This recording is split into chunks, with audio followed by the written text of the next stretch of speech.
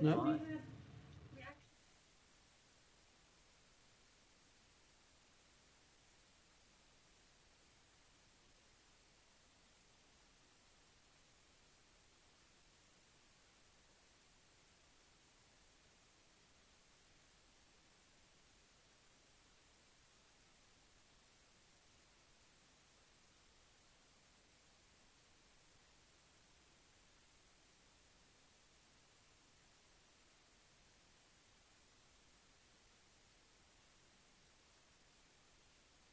Preservation Board. All right, let's call to order the meeting. First item up would be roll call. Jay Reeves, Here? Bill Warner, Here. Michelle Hazen, Here. Danielle Massey also officially resigned. Yep. Actually, she's moving to Tennessee. Thanks. Kyra Lucas, Elizabeth Hawk, Michael Hill. Right here. You have quorum. Thank you. Next item up, approval of the minutes. Is there a motion? So moved. I'll second. Okay. All those in favor? Aye. Opposed? Okay. Next item, public comment. Is there anybody that wants to speak to an item that's not already on the agenda? Okay. Anybody online? By phone? No, we're not Okay. doing hybrid meetings anymore. Yay! All right. Seeing none, moving on. It's time for the public hearing. Okay, if any of you are here to speak on a public hearing item, could you please stand and raise your right hand? Yes, you are. Do you affirm that the testimony you're about to give to the board today is the truth, the whole truth, and nothing but the truth? Wonderful.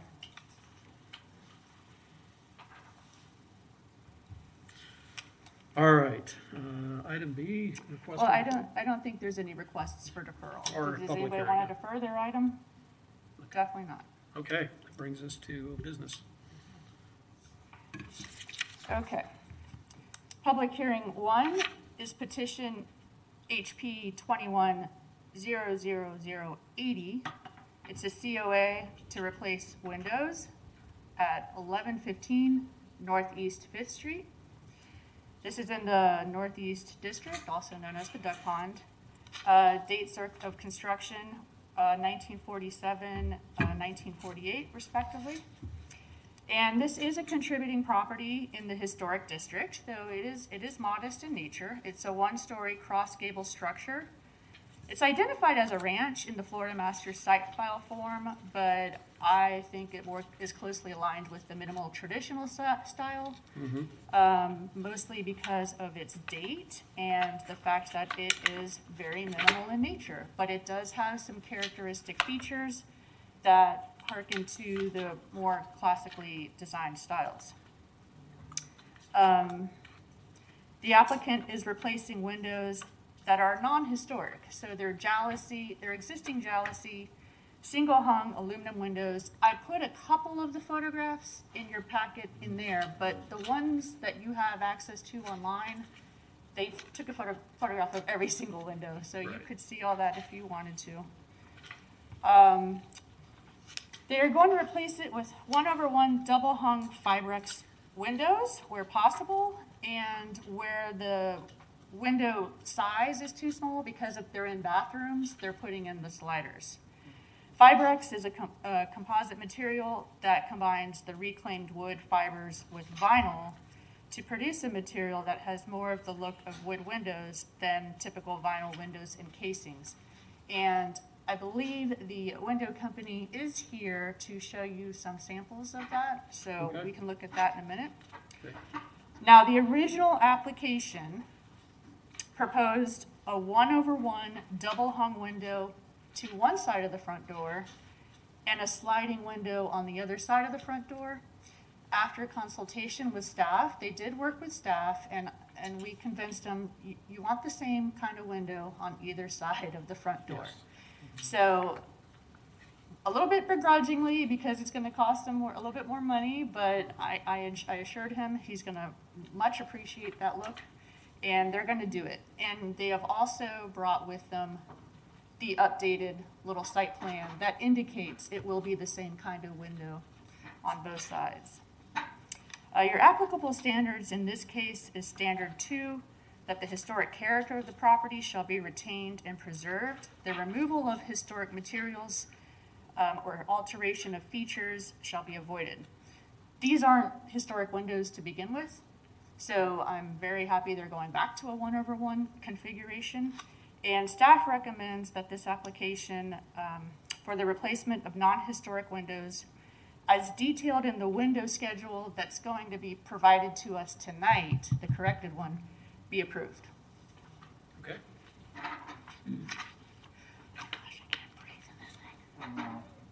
Okay, that's concludes staff, then, do you guys have anything you need to add? We're very thorough. If you'd like to see the window we have. Yes, we would. Absolutely. Yeah, because this is a new window to us. So the double hung sashes is more, yeah, how I say, it's more appropriate for this style. It's appropriate for a traditional house. Okay. Okay, so it's kind of going back to what fiber X is again? Yes, perfect. Yeah, they're going Do you have to, enough for, except in the bathroom sliders. if not, I have that, so. Thank you. I'm super hopeful that this material will help give more of a look of a window. Historical approval of City of Jacksonville, City of Fernandina Beach. Wait, sorry. Do you mind going and stating your name and address for the record, please? Yeah, you leave it in If you're speaking. Same material, just different color. Okay. Thank you very much, Chris.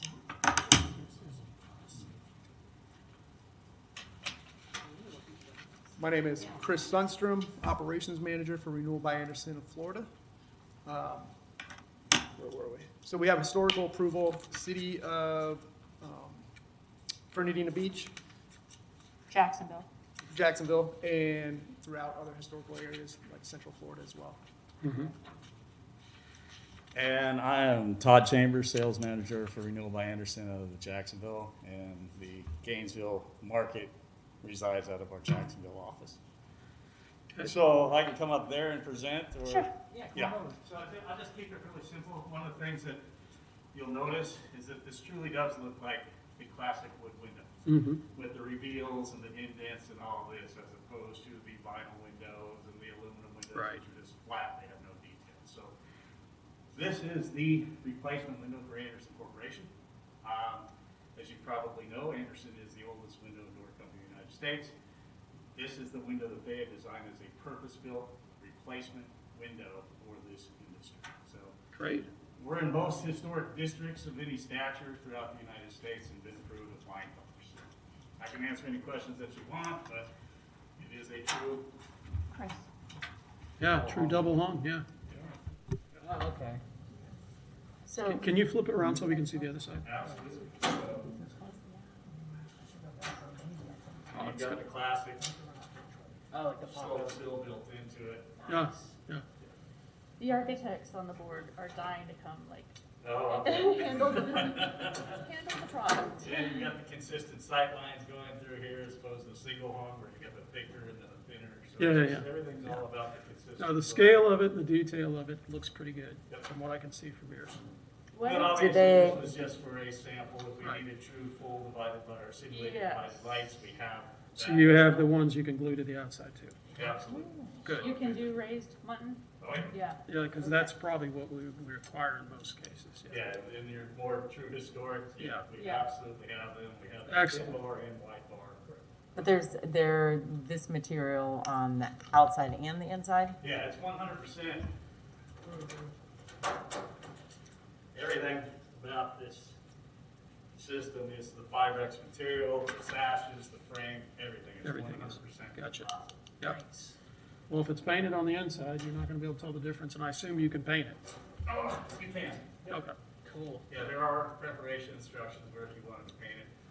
And for those true classic homes that have wood like this inside and their libraries and things like that, we have 3 different species of interior wood that will be, never touches the outside. Gotcha. so that we can match and stain appropriately. The other question I had, what's the color range on the exterior? I guess it's in here. Don't have in front of you. Okay. Also in that packet as well. Okay, good.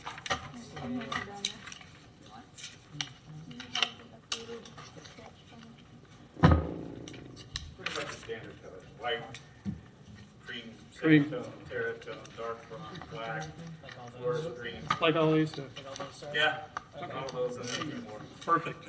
How did these compare price-wise? That's not in here, yeah. Compared to like But a, that's already in black too, I guess. Yeah, I guess. to a wood and a plaid Anderson window? That's a good range, very good range. Yeah, it's very clear. Yes, sir. We're substantially more than most products.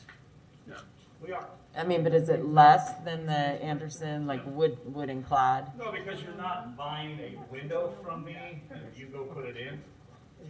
You're buying a turnkey solution from Renewal by Anderson. You cannot buy this window from anybody but me, and we are required to do the installation so that we can ensure that it's installed. Oh, so, okay. Wow. So that's what makes this product line of Anderson's truly unique, is that nobody can buy this except for the end consumer. There you go. Okay, where then we No more control the bugging. installation process, so we make sure it follows code and everything, and that's how we kick our started. Got it. I'm very much gonna be in contact Yeah, with you it does. in the future. I'm gonna need several. Well, I can get you several. Oh, we have lots of historic windows here in Gainesville. Yes. Historic buildings that, I mean, do we see this as a good option for, or is I this think some, for replacement, it is a good option. I don't know if, not if it's gonna replace This was original. designed You'd wanna truly keep as the a original. non-flange Yeah. window from the ground up. right, So it is designed to be a true insert. If it was required, we can build it as a flange system depending on the installation and application. Generally, we like to have it as a non-invasive process so that we're Right. not having to remove a full exterior to put a window in. And that's how this was designed. yeah, I get it. Okay. yeah. I tell you. Any other questions from the board? I just want to say that by far one of the coolest prospects. Yeah. Yeah, Which is not good for anything, it's like the traveling salesman, it's like. Well, we do.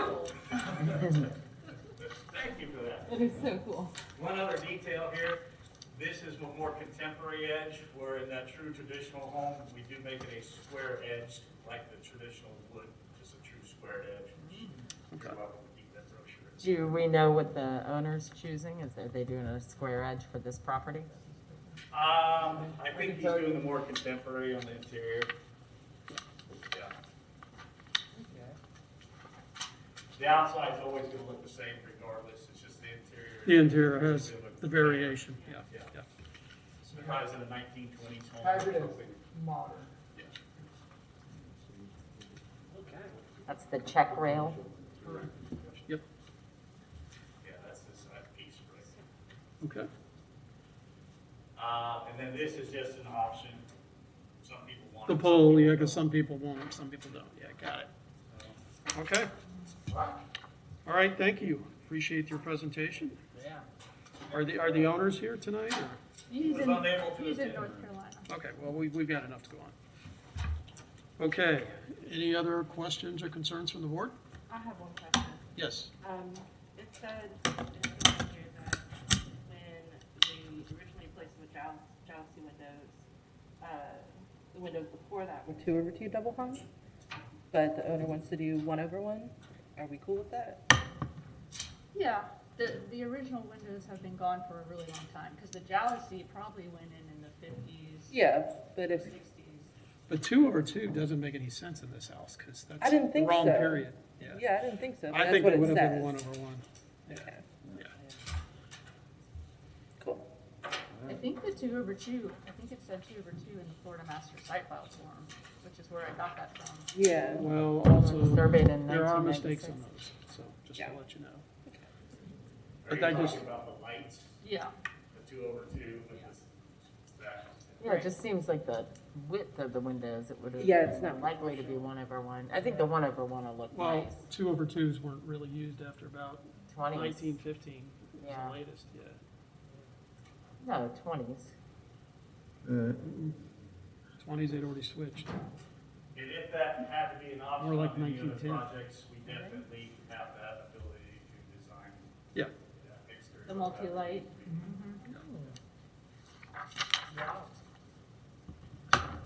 Impressive presentation. House is done. Do Okay, you want your samples back? You guys can hold on to them if you'd like. yeah, Yeah, you can, we'll give them back to you, unless you need them. Or, see if Kathleen I'm wants gonna it. hang on to this. You could send me. You can an keep those. email with that. Bill's keeping, Bill's keeping. Do you need one? You can keep them. We have a warehouse full. That's what I figured. Here, I'll just keep one. Okay. Thank you.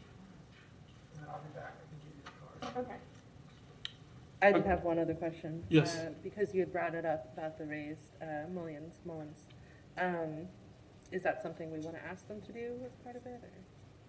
The Muntins? Well, then we don't because they're one No, over one. no, one over one. There are no Right. mulls. Sorry, All right. not here today. All right.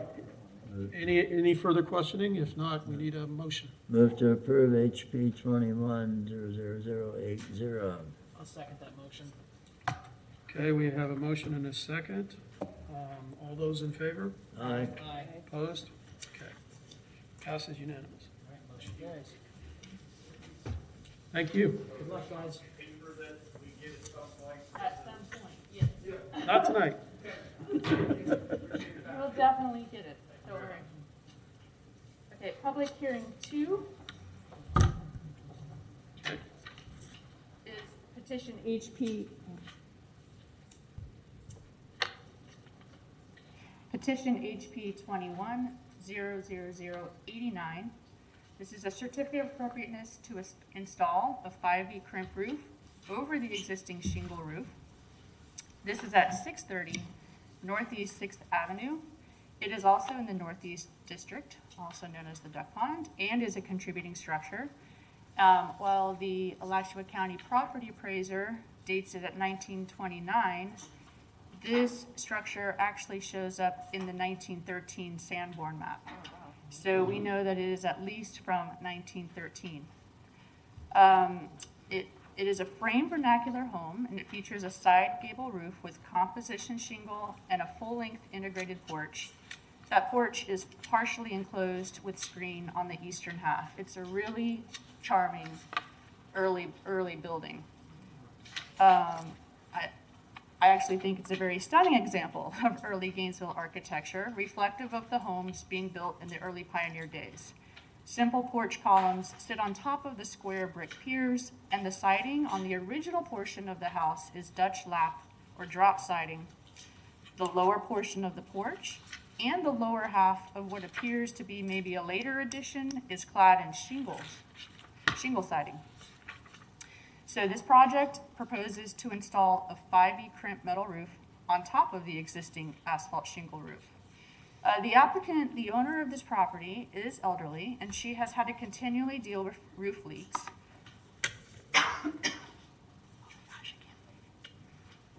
The applicant's son has been working with me to try to resolve this issue. He's representing her. And they are wanting to switch to the metal roof because it is more cost-effective than to replace. They're hoping that the metal roof would last longer than replacing it with another shingle roof.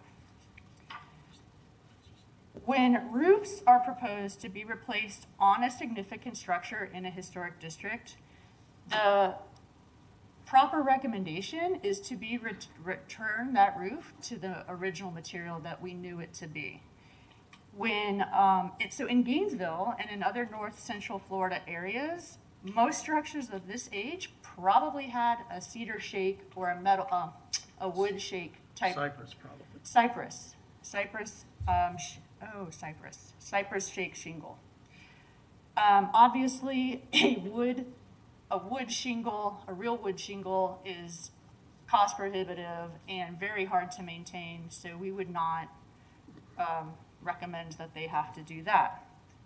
The existing composition roof shingle has probably been on this home for many decades. We do not have evidence of what the original roofing material was.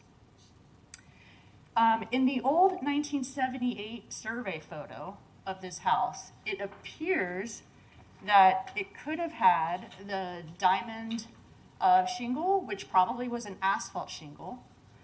And the photos from the 1993 survey shows it had already been, at that point, converted to the regular regular composition shingle. The owner in their applications did provide several photographs that show the neighboring properties with metal roofs. And previously, this board has always tended to go with standing seam metal in the duck pond area over 5V crimp, because a 5V crimp roof was more utilitarian in purpose instead of on actual homes. However, if we go by the actual standards we're supposed to go by, the fact that a neighboring property has a metal roof, or the fact that 5 houses in this vicinity have a metal roof, has nothing to do with what was originally on this home. So the standard 2 and standards 4 are the standards that are applicable to this situation. The historic character, standard 2 is the historic character of a property shall be retained and preserved, and the removal of historic materials or alteration of features and spaces that characterize a property shall be avoided. So while the existing composition shingle may not have been what was originally on there, we have no evidence that this originally had a metal roof. So the most accurate thing we can do at this point is to recommend the shingle, but I'm gonna go through the next standard and then I'll present the recommendation. Standard 4, most properties change over time. Those changes that have acquired historic significance in their own right shall be retained and preserved.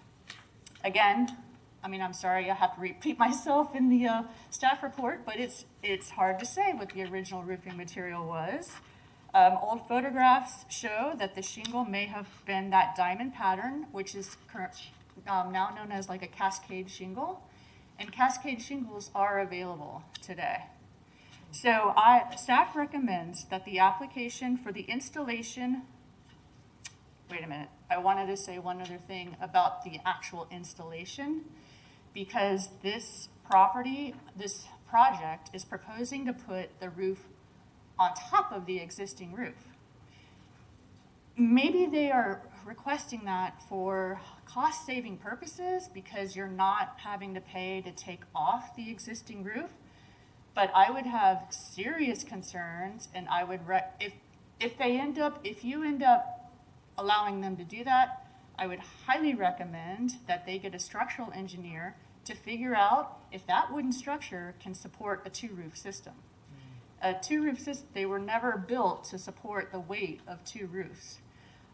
It also appears to me that putting another roof on top of a current roof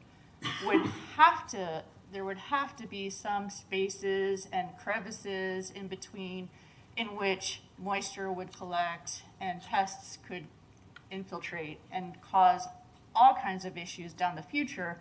And then you're repairing 2 roofs instead of 1. So my recommendation is that an installation of a new roof be approved with the following condition. Condition 1, the roofing material shall be a composition shingle in the cascade diamond pattern, or the regular composition shingle that will most closely match a wood shake in size and color, similar to what they have now, or a metal panel roof that imitates the weathered shake panel. Because if they want the durability of that metal roof, there is a product out there that I attached to the back of your staff report that is a metal panel, but it imitates the look of a wood shingle. And I'm sorry the top photograph came out kind of dark, but it's not that dark in person. And also, in order to not make the applicant come back to the board again, if you decide to go with that recommendation, then I would say whatever final product selection they do from the options provided here, that you would allow staff to approve it so that it could just get done within this month.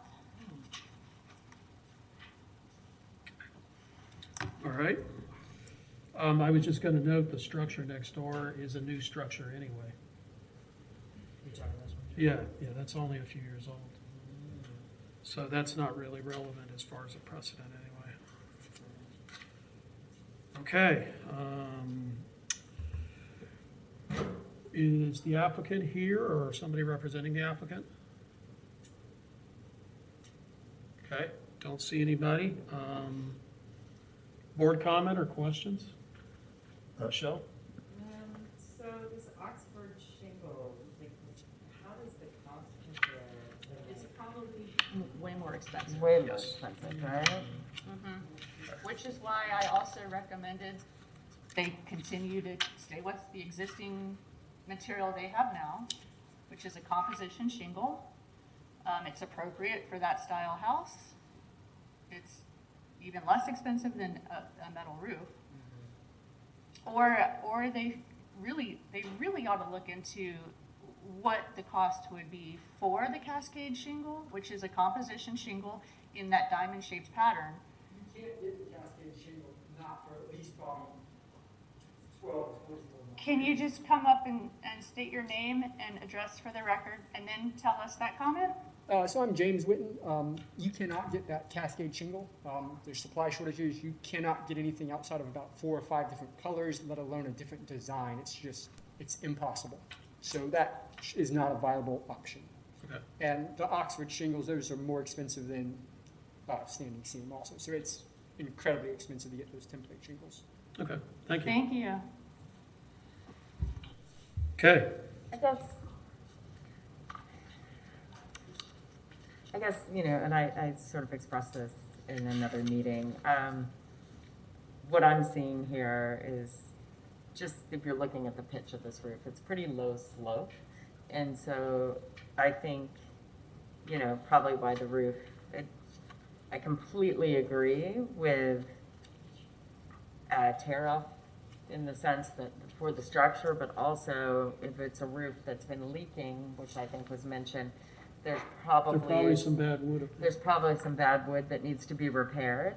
My personal take is that because of the low slope, and even though the house on the other side is metal, I understand the struggles of trying to maintain the structures, and to some degree, I'm okay with going with a metal, not the ornate shingles. I just think from a longevity standpoint, and maybe I'm missing something here, but I'm looking at this master site file, and it looks like the same owners have owned this house for a very long time. I'm seeing Elizabeth Willis. I don't know how do you tell that? That's her, but that's the 1978. Yeah, she's been in the house a really long time. A really long time. So, I mean, I'm just thinking, you know, this is somebody that also came to us respectfully with their shed design. I remember seeing another application. They did a really cute little shed in the back, and I knew that they really want to do the right things to maintain the house. I just would rather, versus limiting them and knowing the difficulty of getting that other material, or limiting them to just the asphalt shingles, which we know won't have a long life, especially with the low slope on this. I'd like to see them approved also for just a straight metal roof. And I know we've gone back and forth with the 5V crimp versus the standing seam, and again, knowing that the owner is possibly elderly, and knowing that I just can't tell the difference still when I look at 5V versus standing seam. I would say I would be okay with approving a 5V crimp. That's my personal take. Okay. Any other board comment, Bill? Yes, a couple of comments. One is to have folks out there understand that putting a metal roof on these days does not mean that's the end of roofing. That insurance underwriters are now saying 20 years is 20 years, and you've got to take it off and put a new roof on. That's the reality of it. For the reasons I've stated many times before, I object to the use of 5V crimp on primary residences in the Northeast Historic District. I think it's inappropriate in this case as well. And it is a bad practice to roof over existing roofing for the reasons cited, including deck in need of repair that goes unrepaired, the fact that you really don't have good fastening through one or two layers of existing roofing when you roof over. And so, just all to say, I support staff recommendations, and I'll leave it at that. I had a comment also about roofing over. Generally, roof overs are typically done when you put metal over shingle roofs, because there is a weight factor when you get into two asphalt fiberglass roofs on top of each other. And most of these simple structures of this age, the rafters are 2x4s and often don't even have a ridge beam up there. So they're a lot of times minimally built, it's been my experience. If it's a bigger house, better built, that's a different story. But these simple structures, that's what we run into a lot of times, which, yeah, you would probably want somebody to look at it if you were going to do a double roof on it. Okay, any other comments? Yeah, well, one other, and that is that the existing roof now may even be already over an existing roof. I would assume they've looked at that. I just want to say two quick things. First being, you all know I've been very against replacing shingles with metal roofings in the historic districts. This option, though, I think is a very doable option for shingle replacement when metal roof is insisted upon. Still not necessarily preferred, but better. That being said, I personally wouldn't feel comfortable approving any of this until the issue of the stability of the roof framing is considered. Would you approve it if we were only talking about one roof up there? Yeah, absolutely. Okay, all right, I just want to clarify. But if it's a roof over roof and they have water damage already, Yeah. that's probably already affecting the roof framing, then, Well, it's been stated that the roof has been leaking already. yeah. So there could be damage up there that they don't even Yeah. know about yet. Okay, any other comments? Does anybody from the audience have any comments? Okay, Move to approve HP 21-00089 with staff recommendations. do we have a second? Anybody? Second. Okay, we have a motion and a second. All those in favor? Aye. Maybe we need to do a roll call. Can you just confirm that it's for one roof, Oh, yeah, not roof Yes. over roof? correct. That's, I construed to be part of staff recommendation. Yes. It's not included there. That's not part of staff recommendation, yeah. It's not. Oh, no, it's not. So You would have to you can include add that. that to your, you can add that. With that, in addition, that it is a bad practice to roof over roof. Yes, that would be a requirement, which is in the owner's best interest. Okay.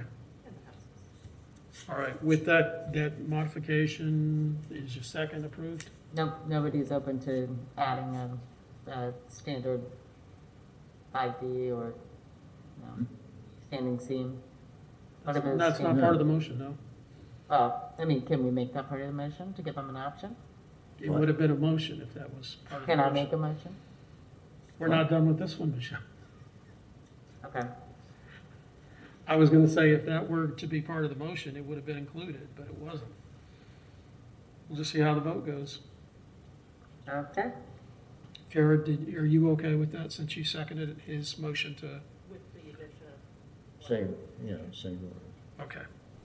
But All right. Nobody's open to the standing seam.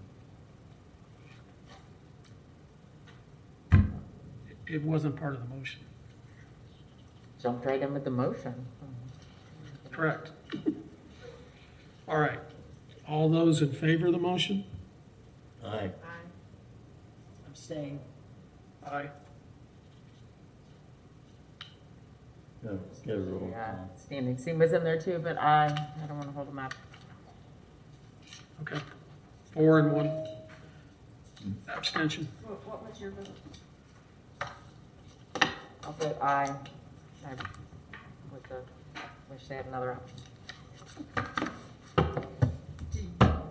If you abstain, is there a reason you're abstaining? Yeah, I'll be honest with you, Ms. Kaufman, I am very torn here. Because like, I understand that 5-week crimp lasts longer over asphalt shingles, but at the same time, I also, like I said, we have to go by the Secretary of Interior's guidelines. I'm kind of like, ugh. That's why I'm abstaining. I'm too torn on this subject. Okay, fair enough. Okay.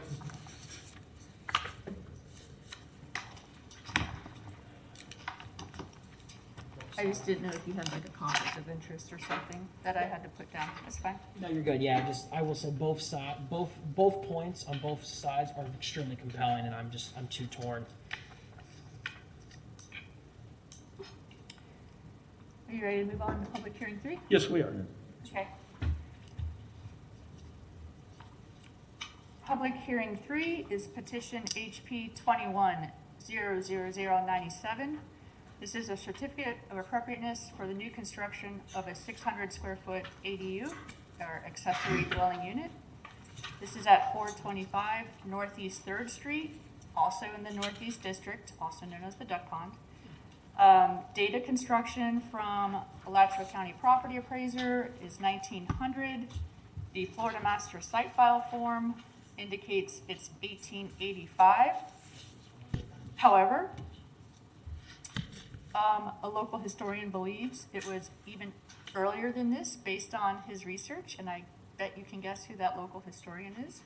But this property is one of the oldest remaining houses in Gainesville. It's a 1.5-story frame vernacular home, and it features board and batten and drop siding, a hipped dormer, 2 brick chimneys, and 2/2 double hung sash windows. It's known as the Hampton House, and the reason why we believe this to be even earlier than 1885 is because William and Elizabeth Turner sold this property to Anna Blake in 1859, and in that deed, it mentions the structures on the property.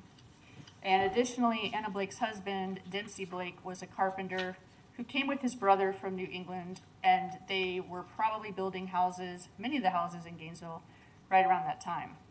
If the Blakes did in fact build this house, it could be as early as 1859. The house was moved. It was actually moved in 1894 when the Cannon House was built to take its place. And that relocation of the Hampton House was actually described in the purchase deed. All that aside, because I realize this is an application for an ADU, but you have just seen this property recently for its COA to restore the structure, the original structure. And I have been to the site, I have been in the house, and so that's why you have a lot of photos of that, because it's an amazing, amazing restoration that is happening there. Not only that, this building was really, really close to being demolished, as you know. This was a huge issue for this board when the city's code enforcement came in front of you and said, we're taking it down because it's unsafe. And miraculously, somebody came who said, I will restore it. So there's that. The applicant is proposing to build a 600 square foot 2-story ADU, and is going to match the addition to the historic home that you approved on May 4th, 2021. The property is zoned U2. Side setbacks are 5 feet. Rear setback with no alley is 10 feet. As currently proposed, this ADU will require a variance to allow for a 2-foot setback to the rear, 3-foot setback to the south side of the property. On that south side of the property is a large 2-story block garage structure that was built almost on his property line. There was no setback when that structure was built. And to the rear of the property, there is an existing 6-foot wooden fence. The design of the proposed ADU has taken into consideration both the large 2-story building almost on their property line and the limited space available with the new addition that is being added to the rear of the historic building, meaning the ADU is specifically designed to be narrow and long. There's only an 11-foot clearance between the historic home and the side property line, and this ADU is set back more than 110 feet from the front property line, so it's not going to be readily visible from the street. The design will have similar characteristics to the historic property. They are using wood siding and multi-light sash windows with raised muntin profiles. So the standards that apply in this situation are standards 9 and 10. Standard 9 talks about new additions or related new construction. So new construction shall not destroy historic materials that characterize the property. This is not even going to be touching the historic house, so therefore it's not going to do that. The new work shall be differentiated from the old and shall be compatible with massing, size, scale, and architectural features. They are matching the architectural features to the new addition, and with that new addition, this 600 square foot unit is not going to overwhelm the massing of the existing property. Standard 10, new additions and adjacent or related new construction shall be undertaken in such a manner that if removed in the future, the form and integrity of the historic property and its environment would be unimpaired. Again, it's not touching, it's nowhere near the historic property.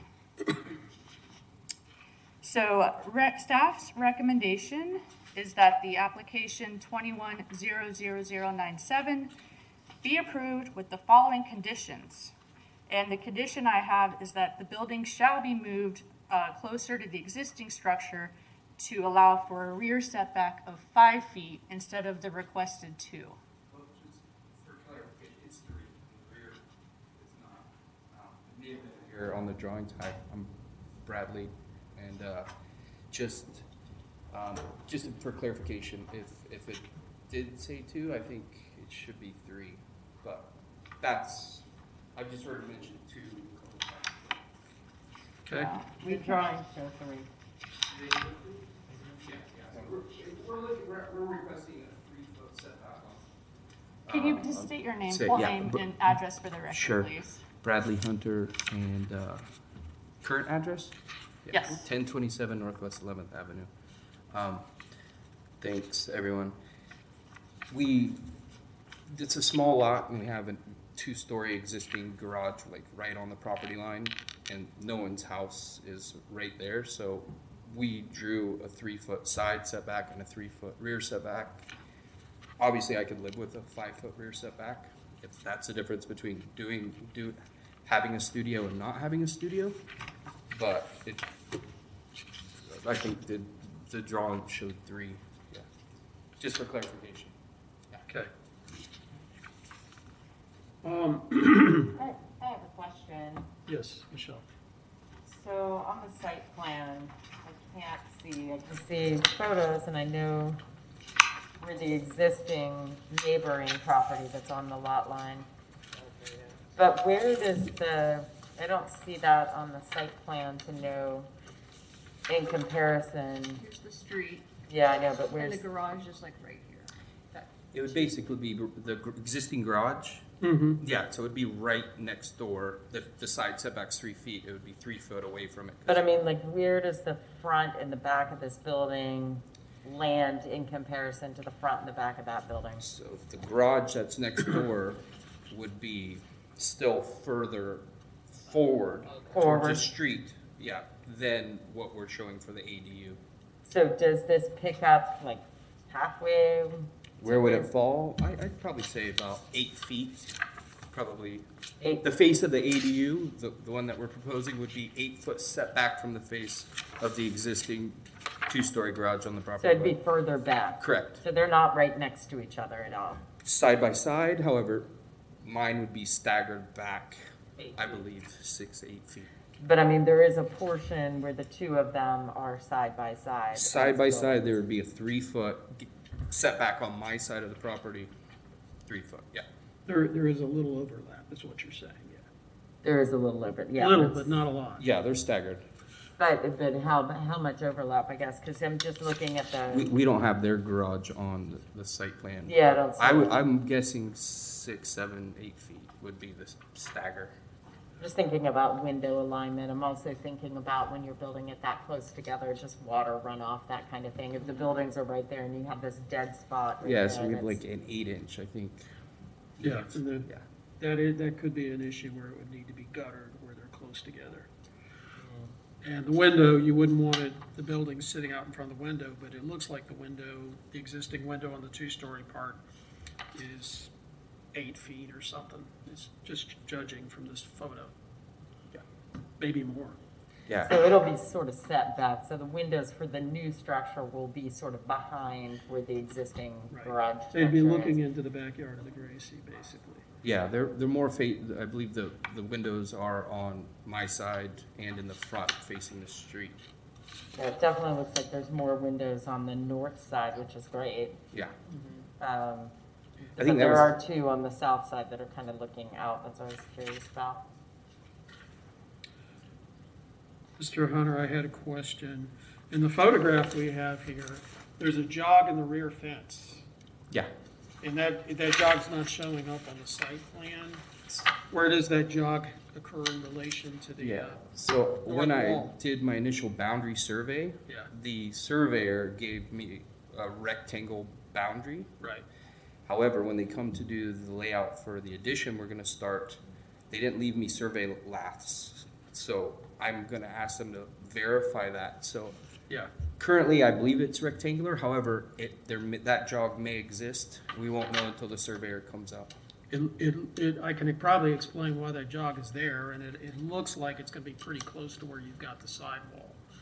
Which means if you get that extra property that's not on your drawing, you may have that 5 feet anyway. It may exist. If the jog exists, then with the 3 foot, the 5 foot would exist. And the other mitigating factor is that was a piece of property that was added when the block was subdivided to the Gracie's property. It's on the other side of their garage and pool, and what it was it was like a 15-foot place where he parked his pontoon boat.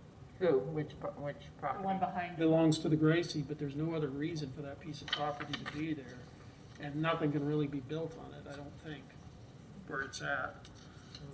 So, It doesn't appear that but that's how it happened. Yeah. And that's probably why the property line jogs. there's a jog there. I would like to think that the jog would be on my side, but until I Until the verify it with the surveyor, Yeah, I understand.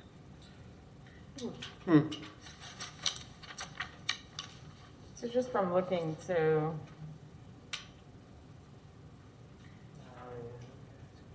it's hard to tell from the photos or the site, site plan because the 20 feet.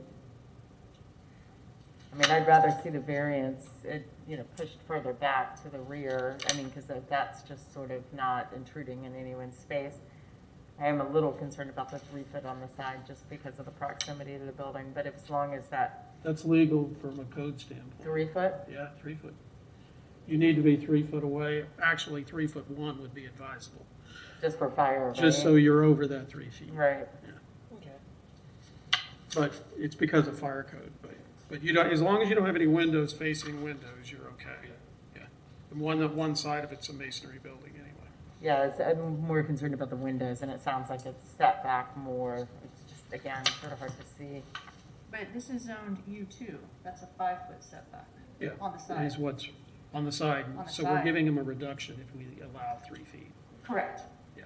Okay. Yeah, we're already giving them a variance on that, yeah. Well, be nice to know about that rear. Okay. Mr. Chairman, I'd like a little more specificity about the intended windows. Okay? Can you answer that? The same exterior that is approved for the addition, we're basically matching. So the windows, I believe we submitted a Colby double hung wood cladded exterior or wood exterior, depending. But it's the same profile, novelty siding, solid wood exterior doors, so it's, That's something you're familiar with? Yeah, it's, they're good quality windows. it's all high-end and the same stuff that is basically gonna match the addition. Yeah. Same Okay. package, yeah. Very good. Okay.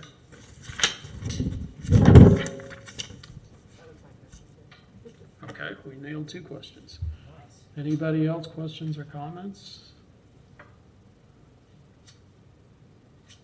So this is not a garage structure at all, it's just an ADU up, down? He can or- answer that. Yeah, I mean, I would call it maybe more of a studio, downstairs, guest suite, upstairs for my, You mentioned shop at one point. yeah, shop. Maybe man cave. Hopefully, Maybe. a place where I can Because that's what have I'm some seeing peace. here, you know? So is there a driveway coming to the back at all? Yeah, the intended, so that side of the property, the south side of the property, on the renovation work, there's a curb cut, and the intention is to have like a 57 rock gravel driveway back towards the studio. So yes, that's the driveway, parking intended in the rear. driveway area, yeah, and it's basically right next to the neighbor's driveway going into their garage.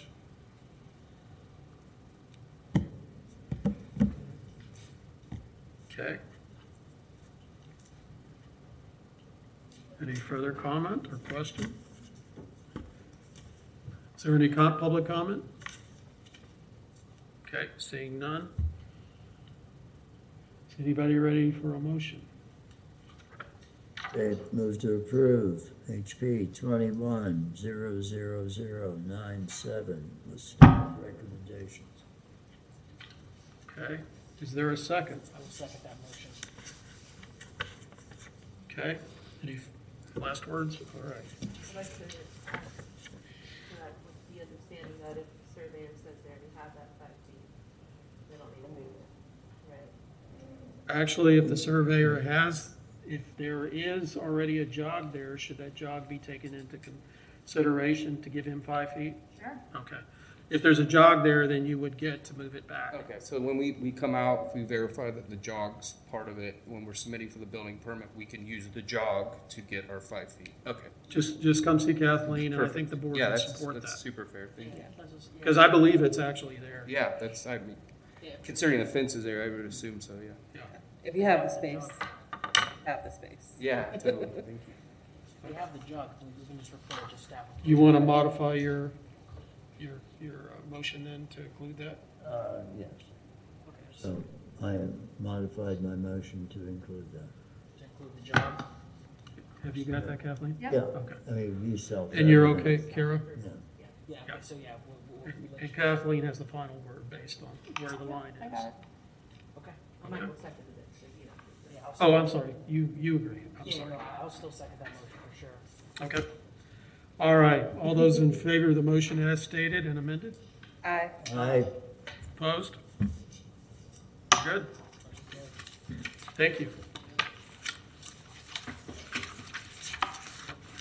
The house looks great, by the way. Oh, yeah, no, I drove by the other day, I was like, oh my goodness. What I call cleaning house. Your whole block. And they pulled over. Yeah, mine's getting ready to go under too. The whole Or block. should go visit it. We should go do a field trip. Listen, if you want to send out the notice, we'll all take a walk down the street. It's only down the street from here. Public hearing. We just can't talk. Right. We'll put patches over everybody's mouth. Public hearing for Nom, nom. petition HP 21-00098. A certificate of appropriateness for the new construction of a 640 square foot accessory dwelling unit. This is at 506 Northeast 2nd Street, also in the Northeast District. Alachua County Property Appraiser says 1930, Florida Master Site File says 1928, so we're confident it's in that era. This property is a contributing structure. It's a one-story front double gable structure with a cross gable section to the rear. And typical of the early 1920s bungalows, it is characterized by wide eaves with brackets, horizontal weatherboard, and its foundation is supported on brick piers. It features an arched entry hood supported by brackets. The building does appear on the 1928 Sanborn map. The applicant is proposing to build a two-story, 640 square foot ADU to the north and rear of the main structure. This property is U4. The required setbacks are 5 to the side and 10 to the rear. This proposed ADU falls well within those setbacks. They're providing for 5 feet 5 inches on the north and 10 feet 6 inches to the rear. The proposed ADU was designed to stay in keeping with the character of the existing historic structure and the surrounding district with the use of horizontal wood siding, sash multi-light windows, and sleeping porches with screens. The ADU, like the existing historic structure, is actually also raised up on brick piers with lattice work between the piers. We actually have, as part of the land development code, there are other standards that I have to preview for standards for accessory dwellings units, and this complied with all that. The project complied that it's within the zoning district, required setbacks and building heights. It cannot exceed 850 square feet. It has to be designed subordinate structure. This particular property is surrounded by two-story structures, and across the street and behind her is property owned by a church. So the church runs a daycare out of that building right behind her, and there's a playground immediately facing her, adjoining her property. Yep. So I don't feel like, encroaching on, having a ADU backing up to the kids' playground is going to, impact them too much. So the standards that apply in this case are the same from the last project, Standard 9 and Standard 10. So Standard 9 says that new additions or related new construction shall not destroy historic materials. This is clearly not impacting the actual existing historic structure.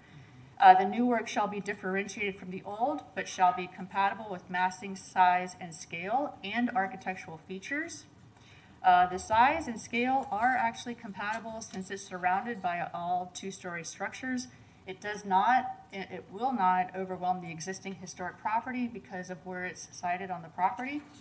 And Standard 10, new addition and adjacent or related new construction shall be undertaken in such a manner that if removed, the essential form and integrity of the historic property and its environment would be unimpaired. Again, it's not physically attached to the historic structure. And you will see a series of photographs where the homeowner tried to show you with a timber laying in the yard how far back this would be from the front of from the street. It's way back. The primary facade of the existing structure is on Northeast 2nd Street. And then to the west, you can see the two-story building owned by First United Methodist Church and the playground that's back there. And then, again, where you see the two-story blue structure to the north of her, you can see kind of that timber in the middle of their yard showing the east setback of the proposed ADU.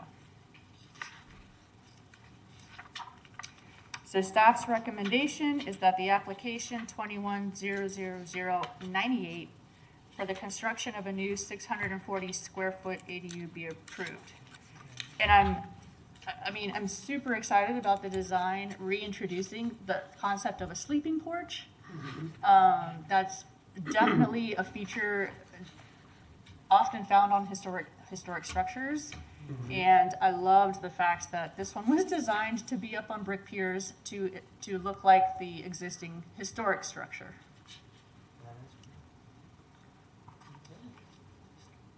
Okay. All right. Mr. Kaplan. Can you just state Yes. your name and address for the record, please? My name is Andrew Kaplan, and my address is 2572 Northwest 47th Terrace, and I'm the architect for this project. The owners have a family situation in New York and had to leave and asked me to attend to answer questions. Okay. I just wanted to clarify one thing. The little structure itself is going to be a slab on concrete block foundation walls. The porch that's on the street side will have the brick piers with the lattice in between. Yeah. So you won't see the rest of the foundation. Gotcha. Gotcha. And I was gonna say, based on my old photographs and stuff I have, there used to be a garage in this location and a driveway. Okay. Questions of the board, comments? I'll make a motion to approve. Yeah, I'll second that motion. Well, that was quick.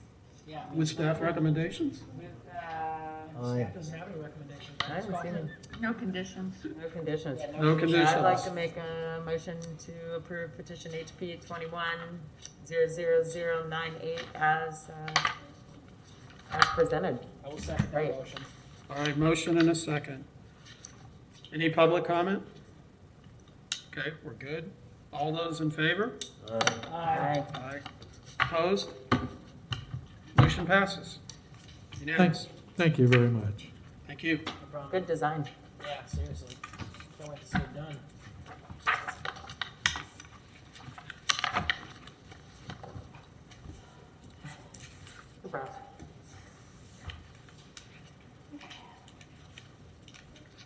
Okay, public hearing 5.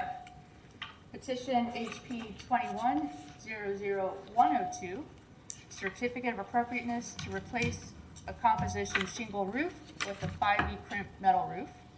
This is at 438 Northeast 9th Avenue.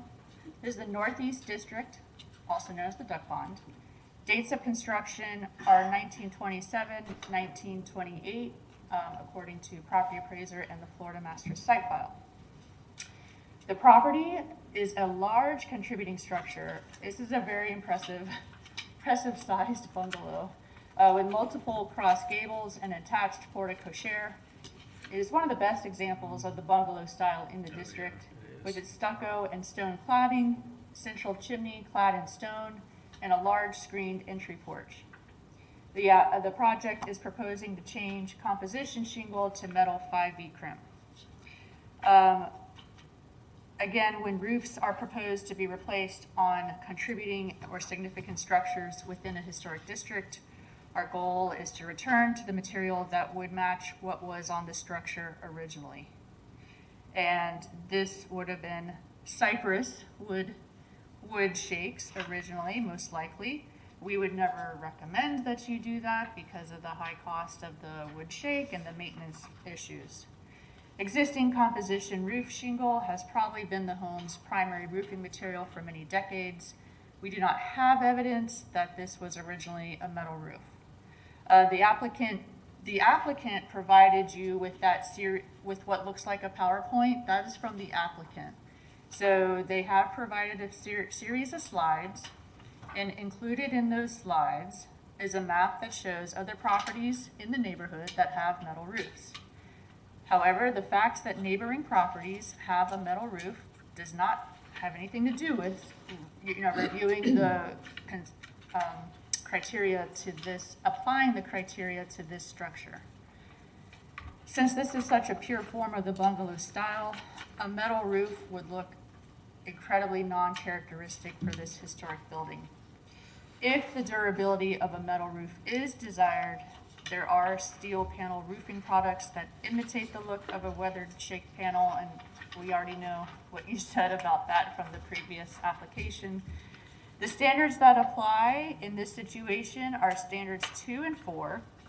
Standard 2 is that the historic character of a property shall be retained and preserved. The removal of historic materials or the alteration of those features shall be avoided. The existing composition shingle is likely not the original historic material, but there's no documentation that indicates this building ever had a metal roof.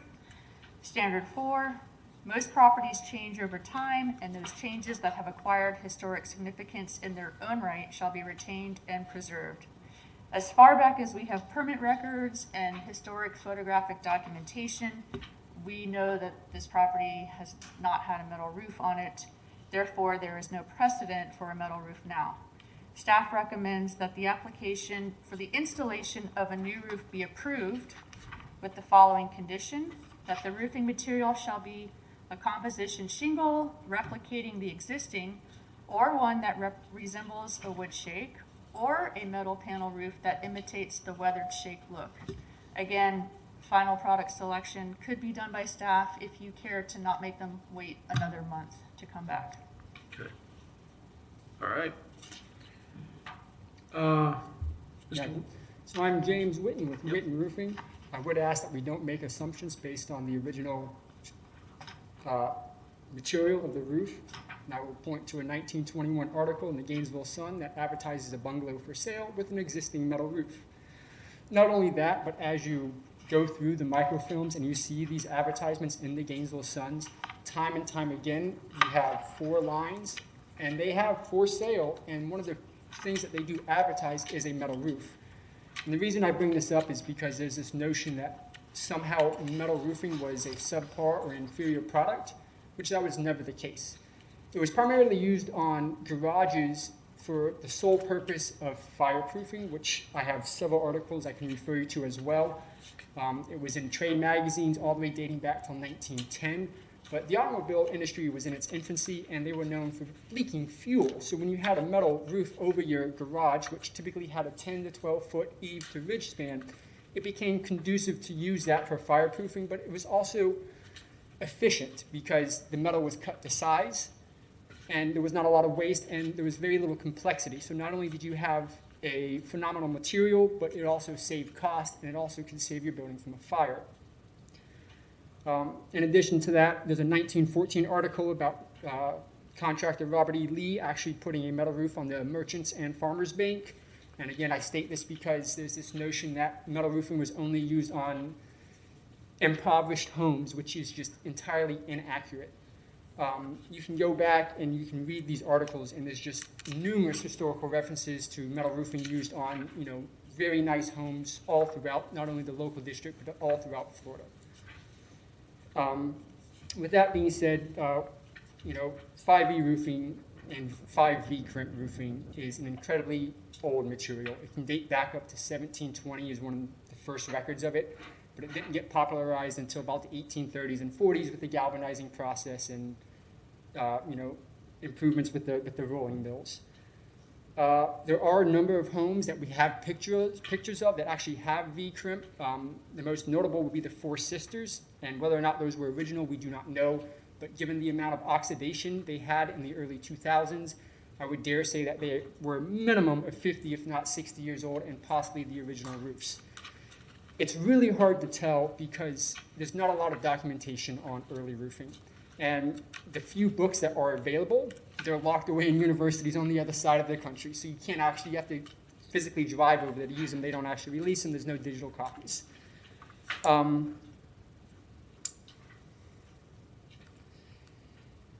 With that being said, in the early 1920s, if a V-crimp roof was to be installed, and the historic guidelines say V-crimp was one of the 3 most common types of roofing aside from cypress shake, V-crimp, and embossed shingles.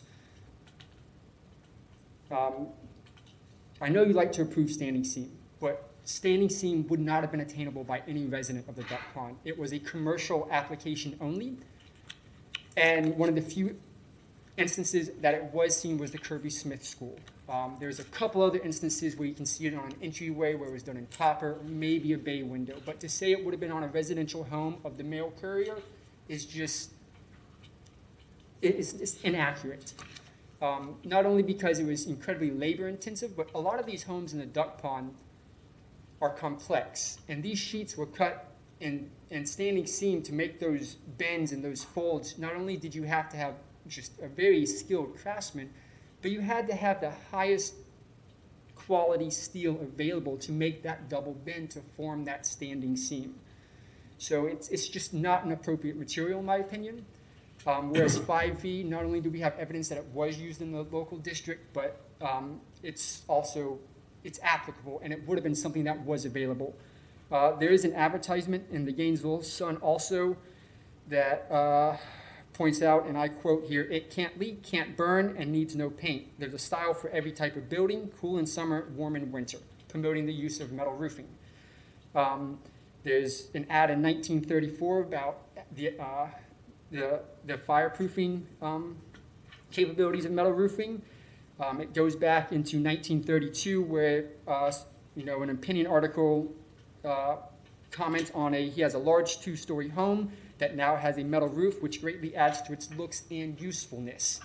But not only that, you can continue to go back, and there's just a plethora of information that kind of backs up this idea that V-crimp was indeed used in the local district, but it was also thought to be a great material. It was promoted by Thomas Jefferson as early as 1790, not only in the use of government buildings, but in the private sector as well. In 1931, there's another article in the Gainesville Sun about how it is suggested that up to $20 million in damages is suffered each year due to lightning strikes, and how that can be minimized with the use of metal roofing and proper grounding of your buildings. And it just goes on and on and on. And I'll try not to bore you with the history, but aside from that, the reason that we are trying to use V-crimp versus a standing seam or some other material is because we're trying to increase the energy efficiency of this home. We're putting down an insulated radiant barrier with 100% aluminum surface, so it's not plastic or any other kind of oil-based. It is 100% aluminum, so it won't degrade. We then intend to put down 1x4 purlins to create the air gap, and then put down the 5V crimp. Unfortunately, there is no product approval available for standing seam in this instance, and that's because standing seam requires fastening patterns of 4.5 inches on center. So if you can visualize that, you essentially have to put on a second deck, and you just eliminate your air gap if you try to put standing seam on purlins. So, the obvious question is, well, can you circumvent that somehow? Well, yes, you can. You can go to a 24 gauge panel, but that just adds more additional cost. And with that being said, visually it would look horrendous because standing seam is not a sturdy panel. It has 2 legs with a flat center. So when you attach it to a purlin, you will see those dimples at every mark, and it will simply be hideous. Of course, with that being said, I do intend to install this in every historic manner possible. We will step flash the chimneys as always, and I do wish you guys would be a little bit more forceful about that and make people step flash their chimneys, because I think that's a very defining factor from my standpoint. But not only that, I don't intend to use striation, so there may be some oil canning, and I do intend to secure through the high rib, which again would be historically accurate. As far as what kind of costs would you incur if you tried to switch this to a standing seam system in 24 gauge to get the engineering to make that panel spacing over purlins, it's upwards of $10,000 to $12,000 to try to change this system. It's astronomical. Standing seam runs typically about $2 a square foot more than 5V crimp. And that's if it's done correctly. You could cut that down by eliminating cleats. You could cut down by eliminating, aspects in the valley and the bends and so on and so forth. But it's not cost effective, to say the least.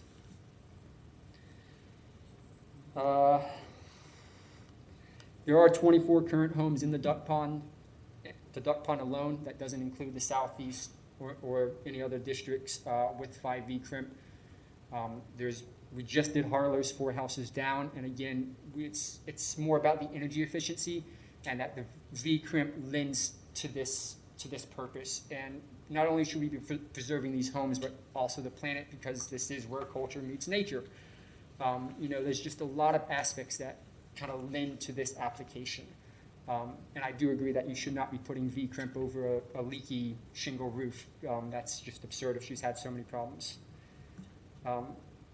With that being said, do you guys have any questions for me, or? I do have a comment, and I totally appreciate your in-depth research into what may have been from early Gainesville papers. I wish you would have submitted some of that, but you've given me a great idea to go do some of that research myself, to see some of that articles that mention the metal roofing in what are now our historic districts. I will say that, and I super appreciate your Thomas Jefferson reference, but some of the examples you gave, like the Four Sisters, those were Victorian, so they would have had probably a metal shingle, a tin shingle. No, but they would have had a wood roof to begin with. The roofing that was on there was 5E crimp. Only one building had it complete. The others just had it on additions, and that was probably put up there in the 50s, I'd guess. I mean, It wasn't original to the buildings.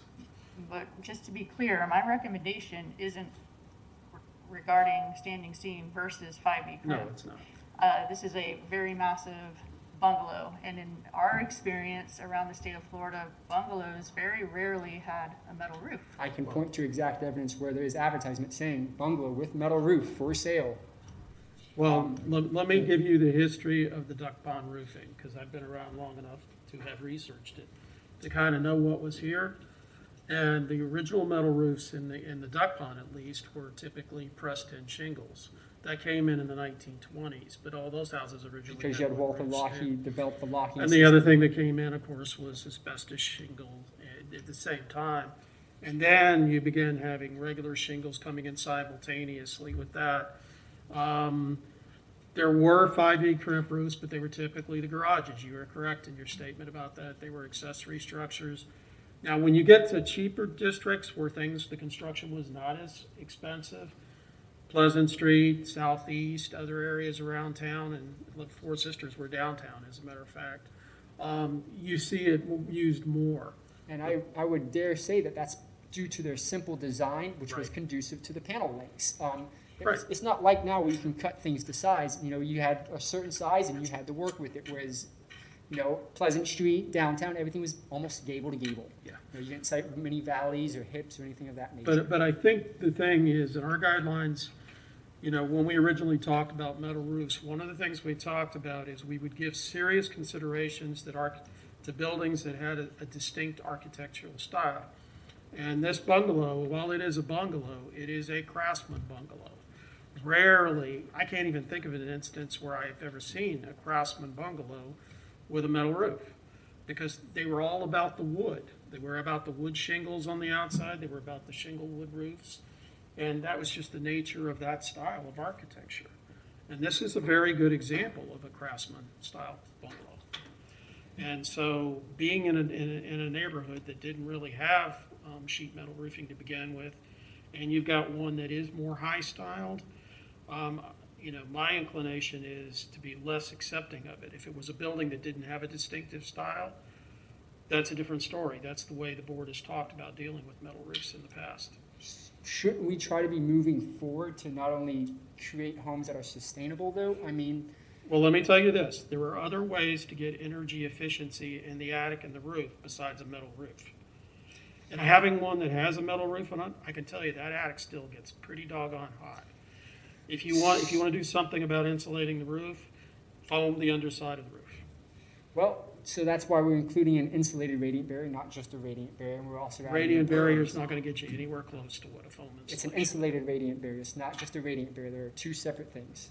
All right, I understand, but what I'm saying is, the board's charge is to maintain the look of the building consistent with the guidelines and consistent with the history. And giving that roof, you know, a 5E crimp roof completely changes the character of it. And that's my personal feel. I think part of the issue is, back when they were writing those articles that you were referencing, they would talk about small structures being a bungalow. Right. This is the bungalow style. Like, this is an actual style of a house, as opposed to a minimal structure that was generally referred to as bungalows. And this is a big one. It's distinctive. very large. It's very yeah. distinctive. Very distinctive. Yeah. Just like its current siding, there's no, I can't see metal on that. Mr. Chairman. Yes. Couple of things. One, I appreciate your delving into the history of this. I suspect that in many of the advertising instances, when they refer to metal, they are, and in a area like the duck pond, they're talking about press 10 shingle, not 5E crimp. Let me also say, I don't see a standing seam as the remedy to all of our roofing needs in the duck pond or anywhere else. I'll come back to my earlier comment. Insurance underwriters are looking at 20-year roofs as 20-year roofs. They don't care if it'll last 100 years. So I have yet to encounter that myself, but I understand we are in the age of insurance, and that's just the way it is. I mean, And it's changing next year. you have done a lot of really good roofs and in the duck pond area. I mean, you're very popular. But I think in light of current conditions at this point, number one, I would never vote for 5E crimp on this house, this particular subject. Number two, I don't think standing seam would be a visual remedy. So the appropriate material would be cypress shake, but that's not available, and I'm sure all of you can attest that architectural shingles do not look anything like cypress shake. So you can't even return this building to its original look. You have to go a different direction. By using fiberglass shingle. What there fiberglass? are numerous architectural grade. Architectural shingles are a far cry from a cypress shake. I mean, a far cry. I know of photographs of architectural shingle replacing wood on a roof that had wood shingle, and in a black and white photograph, you can't tell the difference. We don't live in black and white. Well, I am not pitching trying to go back to cypress or cedar shingles. So but we can go to a composite shingle that's not original and non-historic. I know it's meant to mimic the look, but it does not. It doesn't even come close. So why would you make a concession for an oil-based inefficient product? Well, you're saying 5E crimp looks more like that? No, I would never dare make the statement that V-crimp. I would simply advocate that if we are switching from the original composition, which would be a cypress shake, to give us some leeway to at least switch to a material that has a greater wind uplift, longevity, and is more energy efficient, rather than going with an oil-based product that does not mimic it and does not do it justice either. Because neither of these products are original, and neither of them do it justice. However, Standard 4 also says that most properties change over time, and those changes that have acquired historic significance in their own right shall be retained and preserved, and this house has had shingles for most of its life now. That is now one of the defining characteristics of the house, regardless of the original. That is true. And we have to abide by the law of the standards. So then I need to compel an argument based on the standards and go that route, is what you're advising me. And I think, just to add, I think doing, a brown asphalt shingle does somewhat mimic the look of a wood shingle to some degree, probably the closest it can. Color, maybe. If I know we don't have any cypress shingles here to compare to, but you can go out west and there's still roofs there, and it's a far cry from anything that an asphalt shingle looks like. But in our industry, that is what has been approvable to replace actual wood shake or wood shingle, because the wood shingle is not. Times are changing. It's not something I'm aware that we would force you to do.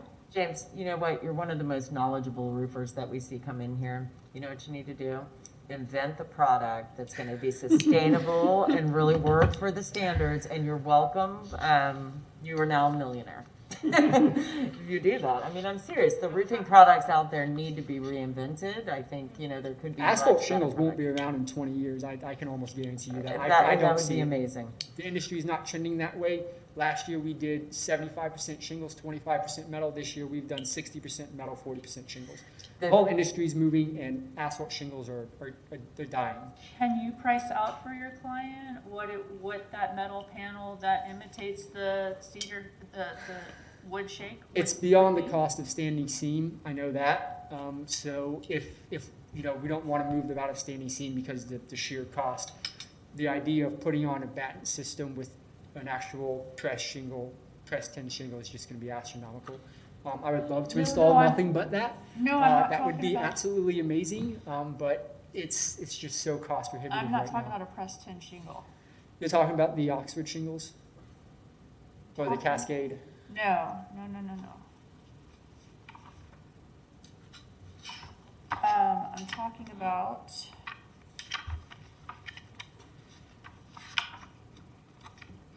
Have you heard of the product? Oh yeah, it is Oxford shingle. That's still a pressed shingle, I believe. It's just textured to look like a cedar shape. And there's Yeah, they're panels rather than individual. it's panel. It's It's a metal panel. like 2 foot wide by 4 foot. Yeah, I'm aware. They're ungodly expensive. Yeah. I believe they're aluminum too. I don't think they're steel, but I could be wrong on that aspect. What is the cost difference between, is it substantially more like the 50-year architectural shingles that have sort of the You scallopy? can't get them. Can't get them? Can't get them. I can't even get. You I can can't- hardly get a brown shingle right now, let alone a designer shingle. Because I know on West University Avenue somebody installed the Cascade shingles, and I immediately tried to get them, and this was about a year and a half ago, and you couldn't get them then, and you know, heaven forbid you try to get something like that now. It's just Well, what's impossible. happening, like, once again, in the insurance industry is they won't recognize anything over 20 years. Yeah, well, asphalt's a different story because we all know you can walk out to the pavement and see that it cracks with age and it becomes brittle. so But I you mean, no even a longer have- fiberglass shingle, Yeah, you same don't. thing. Yeah. So I agree with you, they're phasing it out, it's just a matter of when. Yeah. So you're telling me my only option here is then to re-roof this with shingles? Because there's got to be another option. That is typically what we would always recommend for something that had existing shingle. There's no basis for us to change it to a metal roof. To meet new standards and criteria, to step above That's what meets our historic preservation standards, because it is in a historic district. These are national standards. I'm aware, set forth by the Secretary of Interior. I've read through them, and you know, but they also say V-crimp is one of the oldest styles of roofing, and it is commonly used.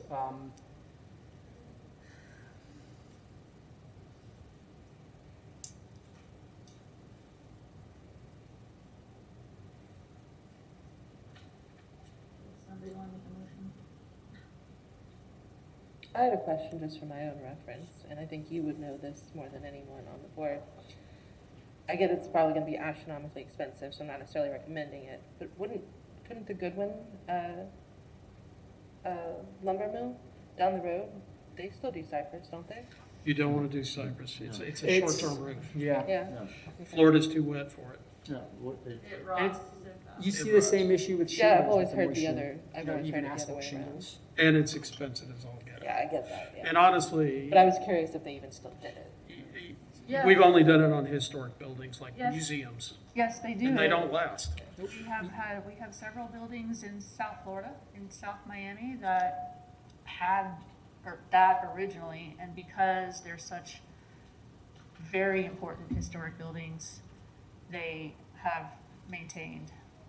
Let me just tell you, because it's off subject, but just to answer the question. What we have found works is pressure-treated pine shingles.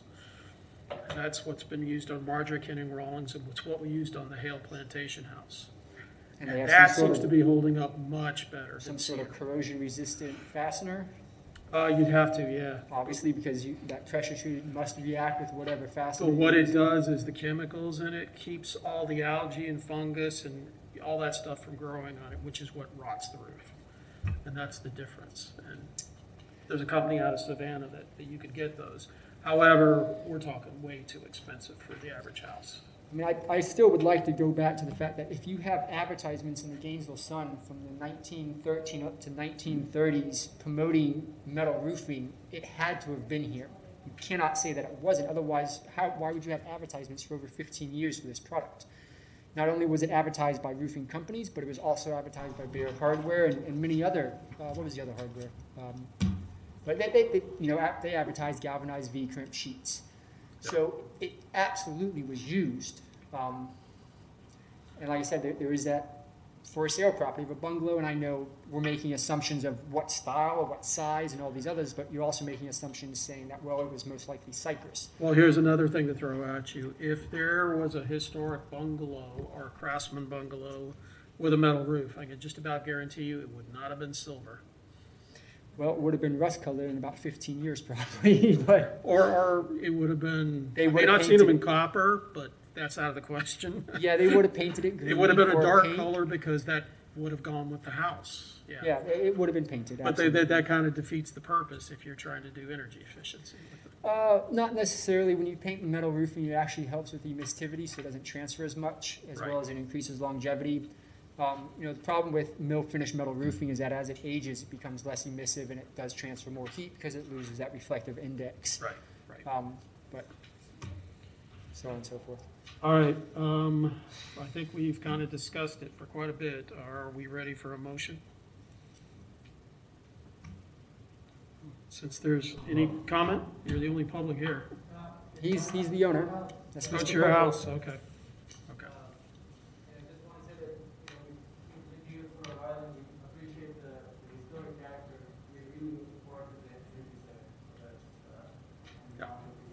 so, Okay. All right, I thank you.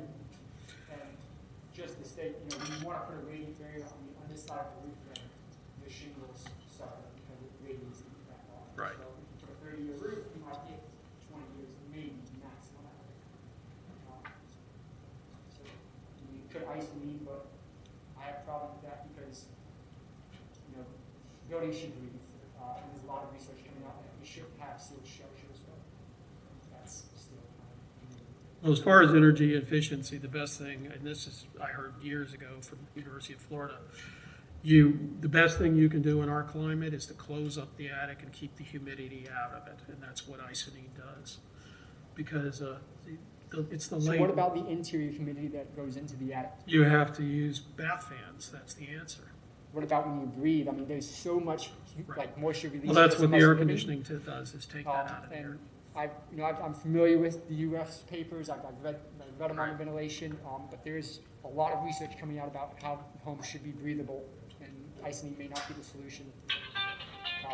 So I'm just hesitant to suggest. No, that I agree. There's all kinds of research, but that's what I've heard for years and years and years, that in our climate, our biggest uphill battle, energy-wise, is trying to get the water out of the air. And making the attic wet doesn't help. Energy-wise, the humidity in Florida is just a whole different story. I'm fully aware. Yeah. And I want to say thank you for all your research, because you're not wrong. There are a lot of things that need to change Right. across all of these industries. And But like I said, we have to abide by right what now, we're our allowed to guidelines do. don't address energy. And I would say the issues. best thing you can do is be vocal with people, not like us, who can't do anything about it, who have no ability to change it. I guess I can join the board, but then I have to sit out when Talk to the Okay, yeah. senators, talk to the governors, write letters, be vocal about it, help us change it. All right. Mr. Chairman, as I understand it, the request before us is for 5E current. Correct, that is the application, and the recommendation is that the installation of a roof be approved with the condition that it be a composition shingle. May I have a secondary option, please? The full condition is that the roofing material shall be a composition shingle that will replicate the existing, or one that resembles a wood shake, or a metal panel roof that imitates the weathered shake look. I understand your predicament, and I appreciate your arguing with us, but I prefer it's similar absolutely, conversation. I've never seen a metal roof on a large bungalow like this, ever. And I've been doing this a really long time, and it's just, you know, it is a very fine style building. It is a really nice example of a bungalow. And to change the look completely is not something we recommend. Can they do it? Sure, the board does different decisions all the time, but that's not gonna be my recommendation. Sure, I understand.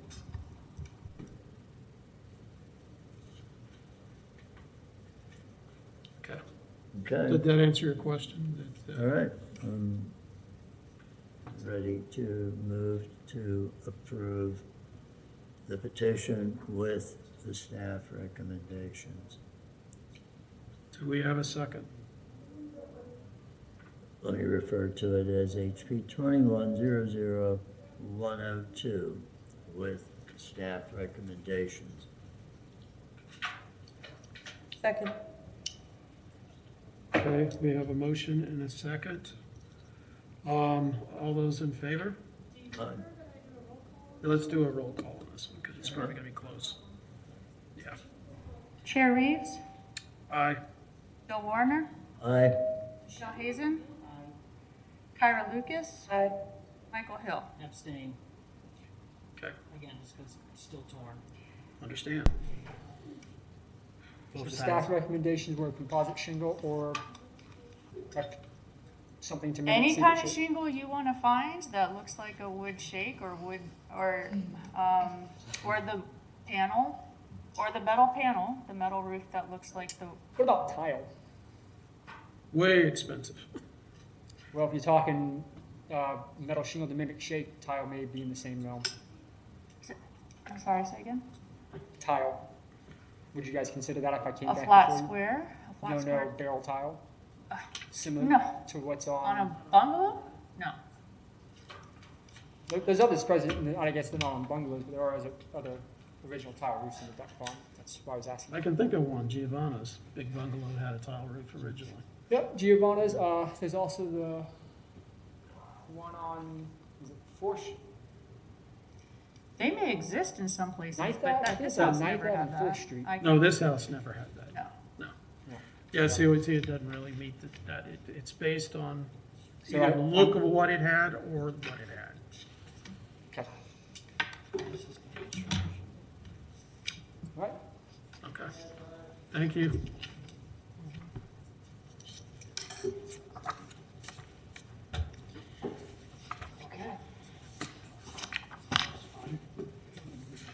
Okay, there is a 6. Public hearing 6, petition HP 21-00110, a COA for the new construction of a 500 square foot ADU.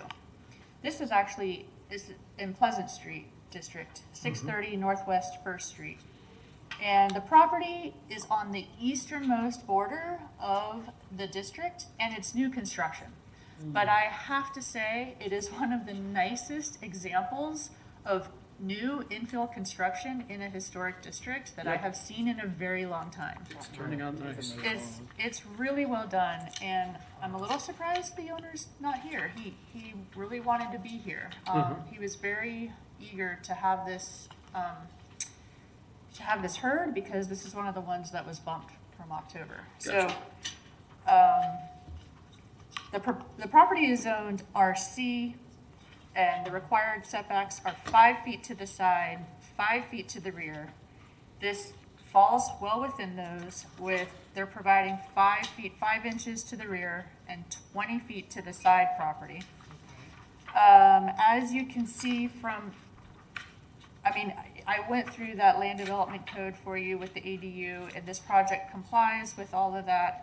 The Secretary of the Interior standards are the same as the others, standards 9 and 10.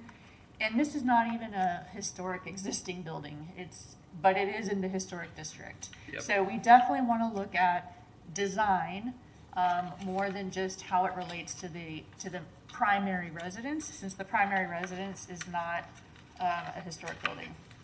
However, this proposed ADU does reference historic elements such as the classically inspired door and window surrounds, the columns, and but it clearly is more modern in nature and would not be confused as a historic structure. The size and scale are definitely compatible with the surrounding buildings that are being built. This is still in construction, the main property. It's almost done. And as you can Looks good. see from the site plan, the building sits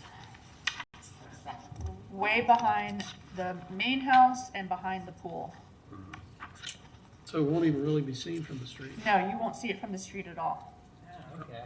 Yeah. Just like to point out, Because between second pool in Pleasant Street, y'all. between the garage and the existing residential structure, there's that kind of brick wall feature, so you're not gonna see much of anything in there. Okay. My recommendation is that application 21-00110 of the construction of a new 500 square foot ADU be approved. Okay, Any comments? no public comment. Any comments? Make a motion to approve petition HP. I just want to ask real quick, do we know if the windows and siding are? Match the Yeah. being built now. Yes, it's Okay, been double designed. Okay. Oops, sorry. Okay. Second. Well, we didn't have the motion. Go ahead, Michelle. It's being designed to match the existing building that's going in there. Cool. Yeah, they're doing a fabulous job on this. This project, Yes. I mean, it's really, Absolutely. It's just one of those formality questions. yeah, the detail on this. And then they're like, oh, we changed the windows.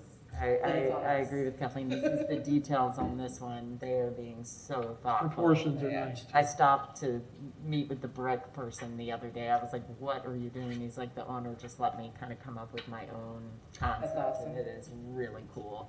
So, okay, motion to approve petition HP 21-00110, with, we didn't have any staff recommendations. No, yeah, there was Yeah. no recommendation. As, No conditions. as submitted. No Okay, conditions. Bill's seconding. Okay. Wait, who seconded? Bill. Seeing no further comments from anybody, all those in favor?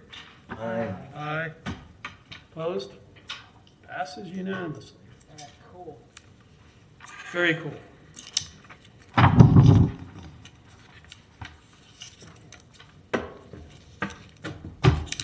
Okay, I'm seeing there is no old business. Can I bring up some old business?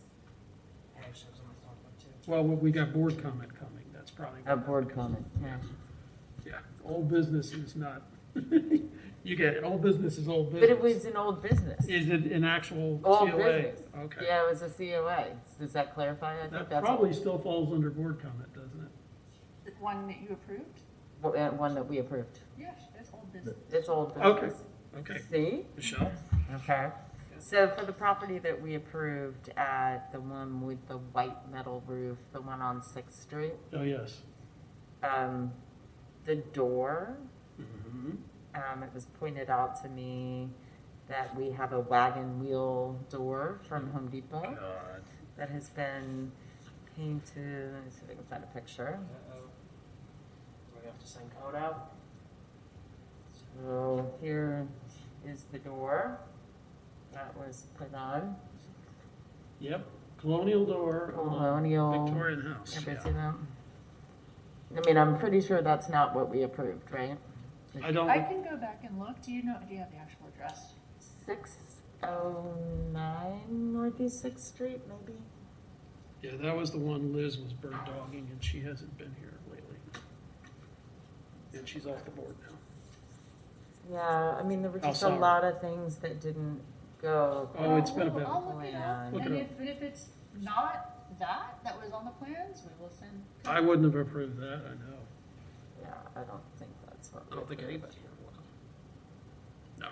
Yeah, I don't remember approval of a door in the last 2 or 3 months. Yeah. Well, we had really sketchy, bad elevations. Yeah, that one was a long drawn out. 609 Northeast. But honestly, if I'd saw that, I would have raised the issue. Yeah, So thanks. mhm. Appreciate that. Yeah, I mean, we already had so many changes with that project that we really Yeah. didn't improve, like the white metal roof. See, just to let you know, Kathleen, this is one where they came in and just tore everything off the house down to the studs, inside and out. So all the original fabric was gone. And then they put a white roof on it, white metal roof. So, yeah, which is gonna be black in no time. So, I mean, a lot of things that are just, the charm has been lost, so I feel like that door is. Icing on the cake. Yeah, just come on, yeah, just a door, like a good door at least, so it'd be really helpful. Okay, thanks for bringing that. Mm-hmm. All right, new business, anything else additional, Kathleen? No, I have information items. Okay, let's go to information items. So I had previously emailed you the proposed comp plan changes with sort of my comments, and I'm actually working on actual language that flushes out my comments according to what I noted. So if you had anything you wanted added, please email it to me or let me know now, but this is getting done in the next week. The next week, okay. That's good. That's right. The city comm has the workshop on the 17th. Mm-hmm. And I apologize, I did not even get a chance to look at that. Oh, yeah. You've been a little busy. Oh, yeah, I'm reviewing chapter 5 right now on another board I'm on, so. Yep. All right, so this week it has to happen, everybody.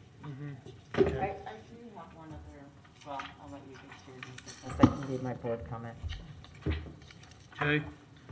Next item up would be board comments. Well, no, demolition. I Yeah. sent you this, I think I had actually sent you this the first board meeting I was at. Yes, you This did. is now demolished. Yes. It's gone. It's gone. Yep. And the property owner did have everything salvaged that they could. Where did they do with it? Where did they do it? Yeah, where to go? To salvage.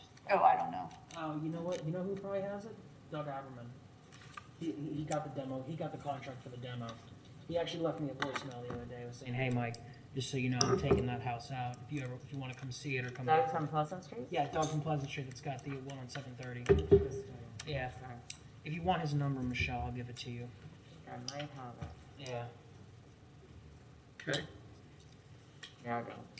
All right, now this is Yeah. now it's board comment. Michelle, you said you had something. Yeah, so I've been seeing a lot of things online about repurposing Kirby Smith and starting to get a little concerned about that structure. As far as I know, is that a protected historic building in our Probably district? not. Which Kirby Smith? The building formerly known as Kirby Smith. This is important, Kathleen. We need to make sure that that Where is building. Kirby Smith? It's Kirby the Smith is like the original high school and school in Gainesville. It's in the duck pond. The original portion of the building from the turn of the century is still there, although the tower's been taken off. And then it's had a lot of additions to the back that incorporated other. Oh, I had that. That's I our didn't thing. realize that was the name of the building, but I put that in your. Yeah, Yeah, I it's know. a I school just, board. I'm like, It's a there school it board is. headquarters. Oh, it's Oh, it's here. the school board building. Okay, I'm like, what is? Here's a Okay. picture. Yeah, I saw Cunningham's art Okay. collection in the Sun about this. So yeah, so If there it's is not, been it a probably lot. needs to be on the local register. It definitely needs to be protected. Yeah. My concern is Is it that. not in the duck pond district? Yes, it is. It is. Yes, it is in the duck pond. So is it on? But that doesn't protect it from demolition. If it's in the. Is it a contributing structure in the district? If it's in the local district, also we'll have to look. If it's a contributing structure in the district. Okay. Okay. That's a done. Okay. So there's a lot of talk about how to repurpose this building. Of course, my take has always been that it should go back to being school, but that's for another Well, talk. since you're in there, let me go ahead and tell you about those things. I gave you, a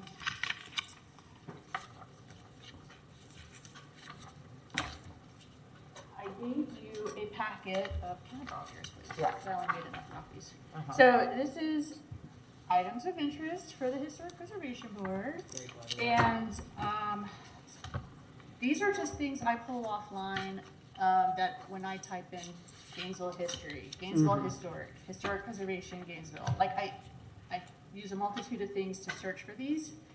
And what is fascinating to me is that, you know, the city is very concerned right now with like highlighting African American history in Gainesville and helping take care of some of those districts or areas that may not have been as well taken care of. There's a lot going on that other people are doing to try to promote that history. But I do want to point out to you the second article so the first article about Kannapaha Presbyterian Church, I highly encourage you to go to the link at the bottom that I gave you. It goes to the church's website, and I just stole a couple of their pictures off their website to entice you. But they actually did a really nice job on the church's website about the history. Yeah. And it talks about the history of the region too. So it's really well done. But the second article is October 15th, and they were looking for volunteers to paint historic homes in Gainesville. And, you know, I'm going to read to you the part that's highlighted. Faye Williams said developers are eyeing their property and she's doing everything she can to save it. This is a historic black neighborhood, but we don't get any protection from the city. We get knocks on the door 9, 10 o'clock in the morning asking, do you want to sell your house? We're living on prime property. We know it's prime, and that's why most people want to get rid of us. But the beautiful thing is we have made a vow that we will die in our houses and we're not selling anything. It's my understanding that these neighborhoods previously have been tried to be designated, and that, you know, the city, as in the Historic Preservation Board, was fought against it. Maybe I'm incorrect in that. Okay. So if they're going to call us out for not protecting it, maybe it is a good time to go back to some of these residents. Well, actually, what happened during where we were doing the form-based code, that's when they made their voices known. They want to be historic districts. But that was right at the same time we had a commission that was like, you're not doing that. Well, this is a good time. Well, I mean, previous to that, we had made as a board, made a major effort focused on Porters. Right. Try to get Porters residents to buy into being a historic district. They wanted nothing to do with it. Yeah, that's what I was gonna But say. that's prior to the developers About that, and she's- trying to take their neighborhood away from them. Yeah. So now the times are different. Jay has like a really large binder about it in his office. Jay. you know, all I can suggest is Jason? that it might be a good time to re-talk to some of these people. It's a lot of work getting a historic district done. Yes. So we definitely, if in fact what they're saying is accurate and they really want to protect it, I can go to them and say to them, do Yes. you really want our protection? Do you Make really up- want our help? Because this is the only way I know how to do it. Yes. This is how we can do it. And if you'll support it, we'll do it. But if We were told, and I don't know who, maybe somebody can help me with this. I just said sort of, the messaging was, well, that ship has sailed. So many structures have come down. And that was not only for Porters, but for the Fifth Avenue neighborhood. I mean, because, you know, we have been watching demolition permit after demolition permit come in front of us, and there's nothing we can do. And, you know, obviously the pushback is that a lot of developers have purchased properties in those areas with the sheer intent of just tearing them down. So, I mean, the second that we go after protecting them as a district, I just think we're going to see a lot of demolition permits come through. I mean, and reminiscent of St. Michael's, you know, next thing we know, in the middle of the night, you know, things are just gone, you know. I mean, I think there's good It needs to be explored because this is the last chance. Yeah, I mean, it would be great. But it could just be a simple conversation. Saying, you're blaming us for not protecting you. Right. And I have a way we can, but you guys have to make that decision. I think what it needs to be also And come to us. is to look at the survey that's And see last what's been still done, there. and see who owns the property now, to see how much of it's already been sold out to developers. Faye has also said to me, because I've actually had a conversation with her on this subject. I'm sorry, Cara. She says that she likes the idea of like us, kind of bringing them in as a district. However, though, one of the things that she has noted is that historically, when you do that, your home prices go up, and she said that could potentially cause gentrification through, staggering home prices. Well, what about a conservation district? Because I know we had those for a while. Are they still in effect? But there's no basis for that. A historic district automatically raises your rates, your value. Typically, historic districts are very desirable places to live, so that they end up becoming where everyone kind of wants to move into. In these situations, this is literally meant as a way to kind of preserve what's left, and to really try to embrace the history of that neighborhood, celebrate the history of that neighborhood, and make it so that, if we did this the right way, where the historic district was offered as something that's really going to promote their history and the character in a way that new projects and infrastructure really kind of speak to their unique history, anyone coming in or out of that district is going to see that immediately and understand what it's about. Yeah, and new development could still happen. Just look what we did around University Corners, that area across from Tigard. We got compatible infill with the historic structures that were there. Scale is the issue. Yeah. But the reality of it is the home prices are already going up. It's the property that's gone up because there's so much competition. I'm not interested in a huge fight in it any more than all of you are. But when I was brought here, I was told we are interested in saving our neighborhoods of They African made their American. voices known at those meetings. They asked to become a historic district in those meetings. But keep in mind, we did not have a planner at that point. No, we didn't. We had did nobody not. to do By it. then, Dee was gone, and we haven't had anybody in the position to help further. So we haven't even been able to do anything. But Michael, if you are someone that's talked to her before, maybe you could go with me. I'm texting her right now as we speak, so. Maybe we could do that together. I think the timing's good. Yeah, I think the timing's good. I think it's also the last chance. Well, yeah, that's it. It's now or never. Now or never. Yeah, totally. I mean, and we're in a lot of now or never. That's why I wanted to bring up the school board building, because this article that is the one that's been floating around, like finding a new use. I mean, for school districts, headquarters would help revitalize downtown. Personally, I think bringing the building back to a school is what would help. That's what it needs to be. Revitalize downtown, because right now, I mean, I've done extensive research on this, and the bottom line is that, the kids in like the Duck Pond neighborhood and around, they're going to 30 different schools, and I'm not exaggerating. This is between private schools, charter schools. I mean, everybody's driving their kids, and it's absolutely insane because the kids don't get to go to school together. Even worse is that here we are in an urban walkable neighborhood with no walkable school. Well, and they're talking about infilling into the power district and everywhere else. We don't have it. And the one thing that everybody, they're talking in this article, the superintendent's talking about it, that the juice wouldn't be worth the squeeze. But the bottom line is that one of the big things that happened, and I'm not sure exactly what year, but when schools were integrated, this was one of the early ones. They were going for a 70-30 racial breakdown in the school. This was 60-40. The superintendent at the time redistricted everything and said, we don't have enough students to go here. At some point, these campus-like schools came in, and they have to have major acreage to put a school on. Look at Howard Bishop. Look at Metcalf.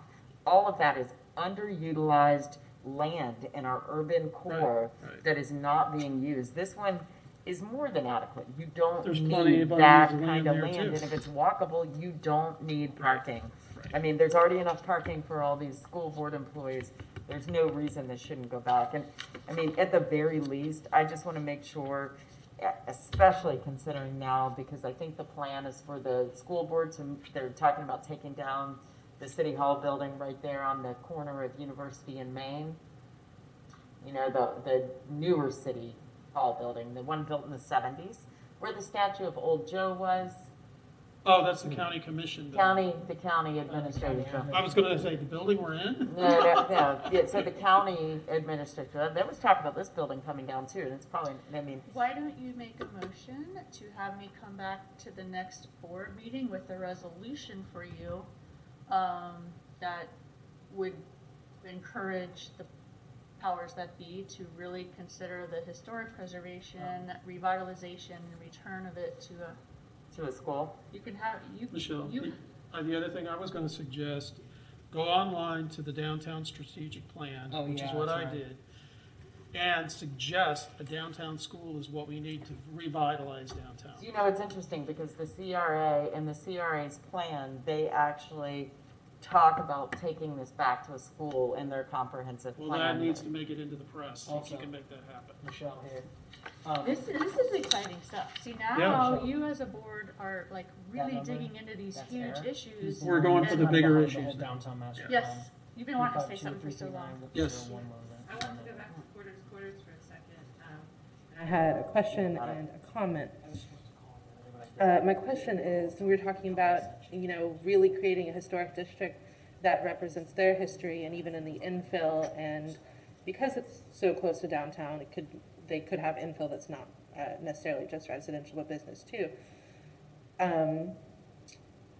Is there a way, if we build a historic district, is there a way to include a locally owned, Black-owned business initiative for that district as well, to help provide safety that the infill that happens is locally owned and Black-owned? That's a very interesting concept. I'm not sure you can do it strictly with what the historic preservation ordinance allows us to do, but there's no reason we can't explore that and find out if maybe the CRA can, you know, do some kind of programming that would coincide with the historic district. Yeah.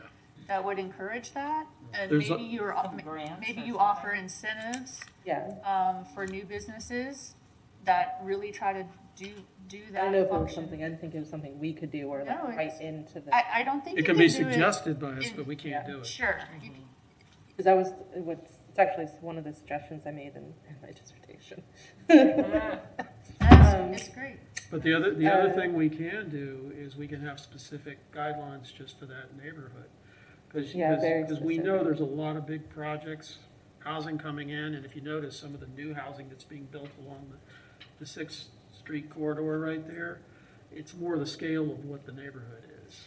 I think I need to also drive it of what the original district area would have been and just kind of see what is even still left. Yeah, that's why I'm saying, if you could get your hands on the surveying that was done a while back, that might help you. Yeah, and I would say ask Jason about it, because when I was there trying to redo the survey for Main Street a couple years ago, there was a huge binder in the office for Porter's Quarters, so he probably has We the probably survey have there. it somewhere. Additionally, if it needs to be resurveyed and like nominations need to be done, I know I say this all the time, but UF every semester does a survey and a nomination class. That's true. Yep, And we can talk to Clary. I don't know if you've absolutely. met Clary. I but have. yeah. Professor Dudenberg also has the Porter's master plan that she made with her neighborhood planning class, I think a couple years back. Oh, fantastic. Yeah. So, Can you email me that? absolutely. Yeah. I have, it's actually in my notes, so I will send it to you. That'll be so- valuable, yeah. Yeah, because apparently she, like her, and I think it was Gigi Simmons at the time before Desmond Walker got elected, but they did a whole thing with Porter's because that's where she's from. Sure, I get. And if you ever can't Oh, find it, don't I worry, have you will. all of the Main Street surveys and files. Okay. Okay. And going back to this school issue a second, you know, that's really one of the reasons I didn't even look for a house in the Duck Pond area. Because of the schools, yeah. Because she could not get up. She was so far down the list for PK Young. Yeah. Like that ship had totally sailed. We moved here right before school started, and I don't have the option for private schooling. Right. So we literally live 5 minutes from Westwood, so she can walk home when I'm here. But as a realtor, that is what I That hear is what all drives day people out of this long. area. I mean, if you were living anywhere east of Maine And it's why we see these bigger, it's from a preservation standpoint too. It's why we have big, beautiful homes that are broken up into apartments. I mean, Well, that, you know. What and you that's- need to do as a realtor is pitch, that's one of the problems with downtown. It is And one getting of, people it to is, live down. it is the problem. Pitch But here's the thing is, I mean, because I have been singing this song for a long time. The problem is we have to convince the school board because they hold the funds, and they right now is a key moment because we do have the tax dollars that are going back into facilities. And if they are talking about they need a better facility, which I agree, it was built as a school. It was not built to be offices, and so it's checked up really weird. I mean, if they removed what was there, the original structure was made to be a school. And, you know, bottom line, it's just getting around that land. And at the end of the day, why do you need the land if you don't They have can make people an driving? exception to the rules for an urban school. Exactly, and because all of these urban schools were lost, and the history of that is they were lost during integration. It was just like they were erecting statues like Old Joe. I mean, they were closing down urban schools, and it was a direct slight to our African American communities. That was why they did it, because they So pushed people out. You have this power that you're not using a lot right now, and that's through the use of resolutions, where you're encouraging different agencies or organizations to do the right thing, and here's how you go about to do it, and we recommend that you take a look at this example where they did it, and look at this example where they did it in Old Miami High School that was restored beautifully with state funds, state grants. So if you want to make a motion that I bring you a resolution for you to consider next time. I'd like to make a motion that you bring us a resolution on the building that is housing the school administration. I'd like to ensure that, one, it is on our local district and it is a protected structure, and we would like to explore all avenues of turning this back into being a school. I'll second that motion. Okay, all I those, would like to make a note on that motion, that if the two entities we're Trying to convince are the local government and the school board, bringing those real estate statistics to the local government and those numbers would be very beneficial. And we should make sure that the school board is aware of the economic benefits of being a protected property through grants and tax easements.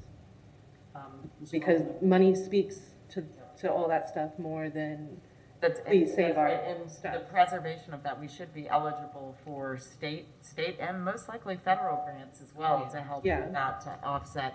Maybe that would help to make up with some of the land the loss of the land, the $1 million+ overage we paid for the high school land out on the west side, so. I will draft a resolution for your review next month. okay, Perfect. let's vote. We didn't vote. Oh, yeah, can we have a vote, We please? have a vote for the motion? Aye. Aye. Okay, those opposed? Aye. None? Okay.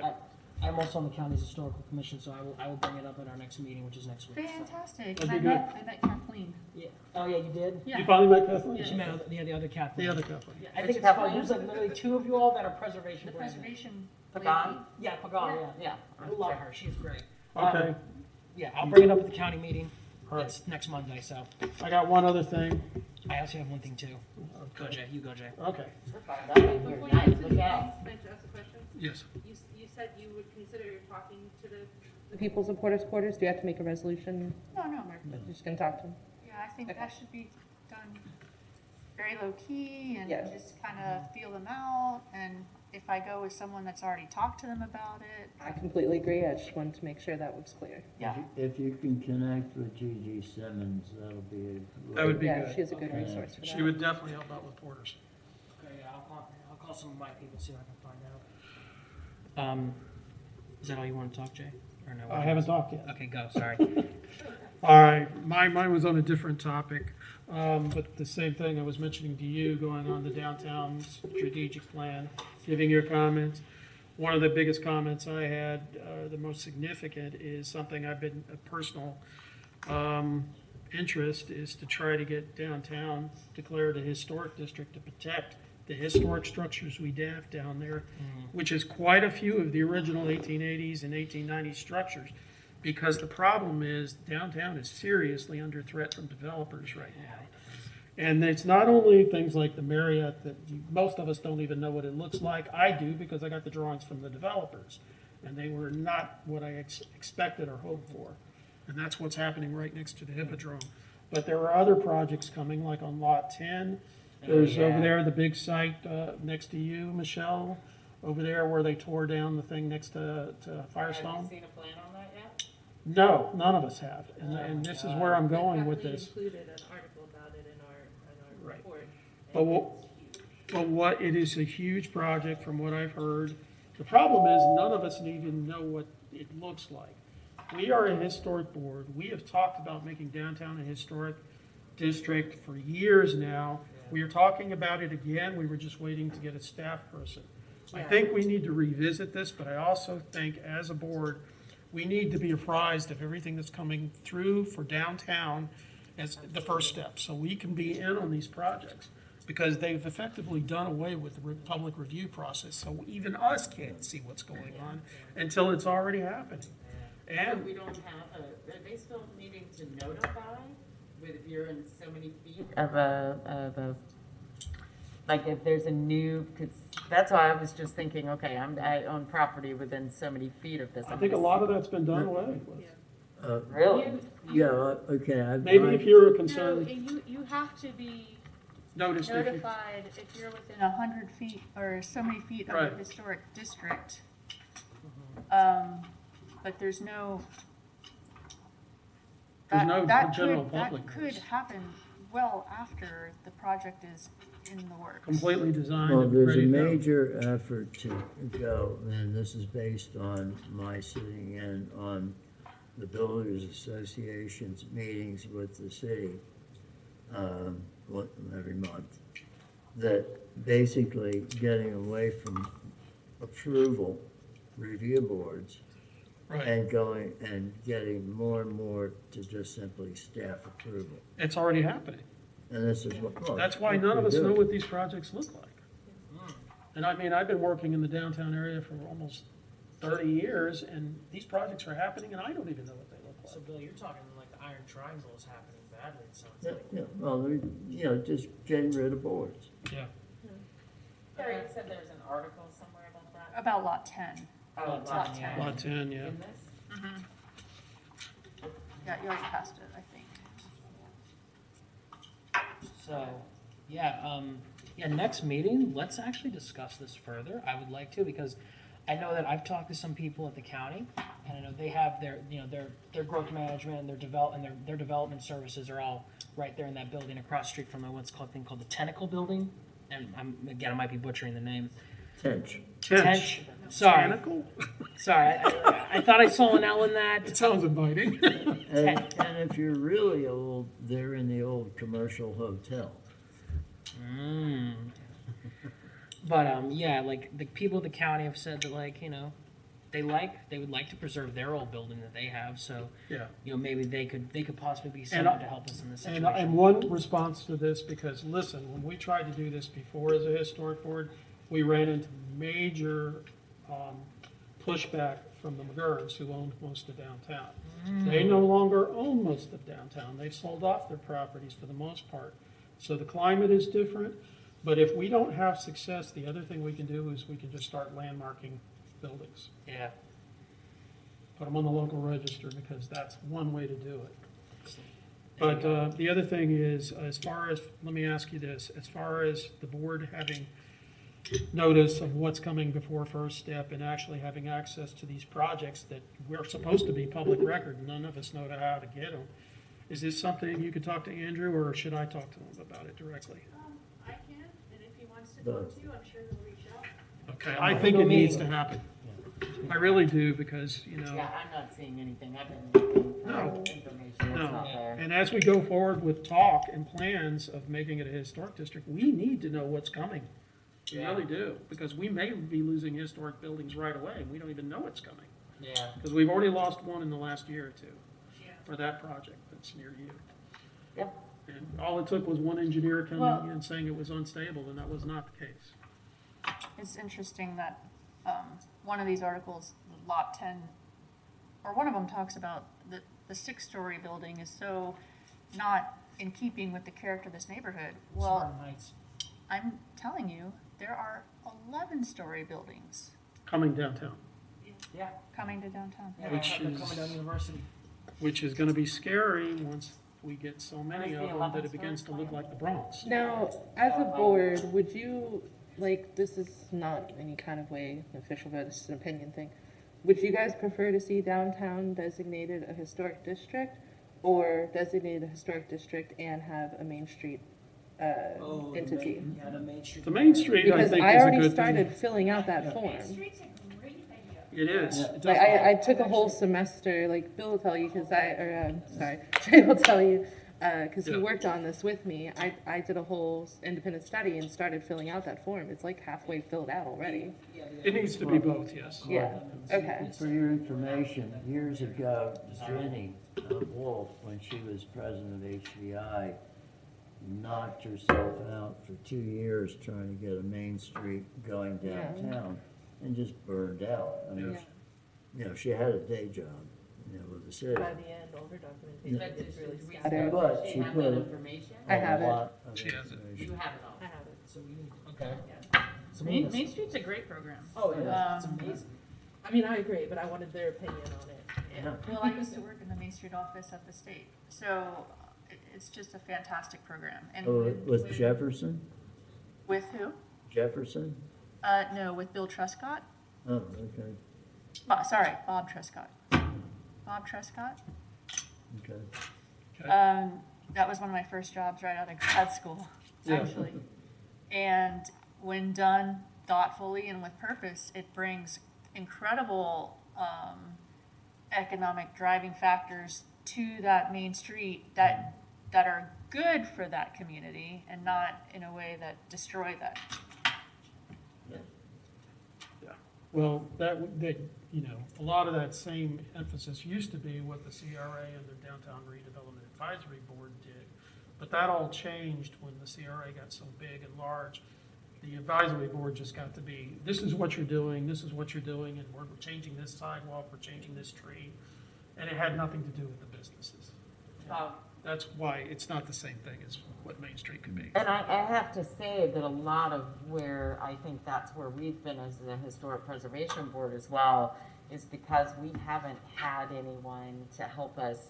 We are just kind of approving roofs, approving fences. We've gotten disconnected from all the big picture of preservation. Right, and I mean, I think there needs to be a new focus on that because with Right. construction being what it is. Like the, Do you need a motion to No. to deal with that? No. Just a recommendation? Have me come back next month with an update. Okay. Can you sign the minutes And from last? if you like, I can make all that available on a flash drive. okay, That would be great. yeah. Including, everything I did in my independent study in the paperwork. Just as a curiosity question, because I found this difficult not only then, but in other preservation efforts I've done. How do you go about finding what structures are owner occupied, other than just really hardcore digging? Tax records? Tax records, yeah. Oh, okay. It's a lot of labor, but, that's one way to do it. I feel like there should just be a record. Easiest thing to do is to pick any location, go to maps, and then among other things that light up is record. And so that'll tell you who owns it, what the address is. And if the address It's is- obvious when the address is out of town. Yeah. Yeah. That's what I thought, because I was trying to build a map in Ocala, and that was really difficult. I also had one more idea for you. The items of interest for the preservation board, it's just an idea. And if you wanted extra copies, you can have mine, or I can get you more. But this is one way. If you scanned this or copied it and mailed it to your commissioner who appointed you to this board, and just say, because it also kind of keeps us relevant in their minds that we exist, right? But it also is like, look, this is the kind of stuff we're interested in. are interested in, and we're keeping tabs on what the community's interests are. Right. And, you know, their concerns are our concerns, and we just want you to know that we recognize that these are ongoing issues in Gainesville. What happened with Suburban Heights last night? Oh, okay, yeah, I was here from 6 to 8 and then watched the rest of it until 10 when it was over. Bottom line, they sent it back to planning,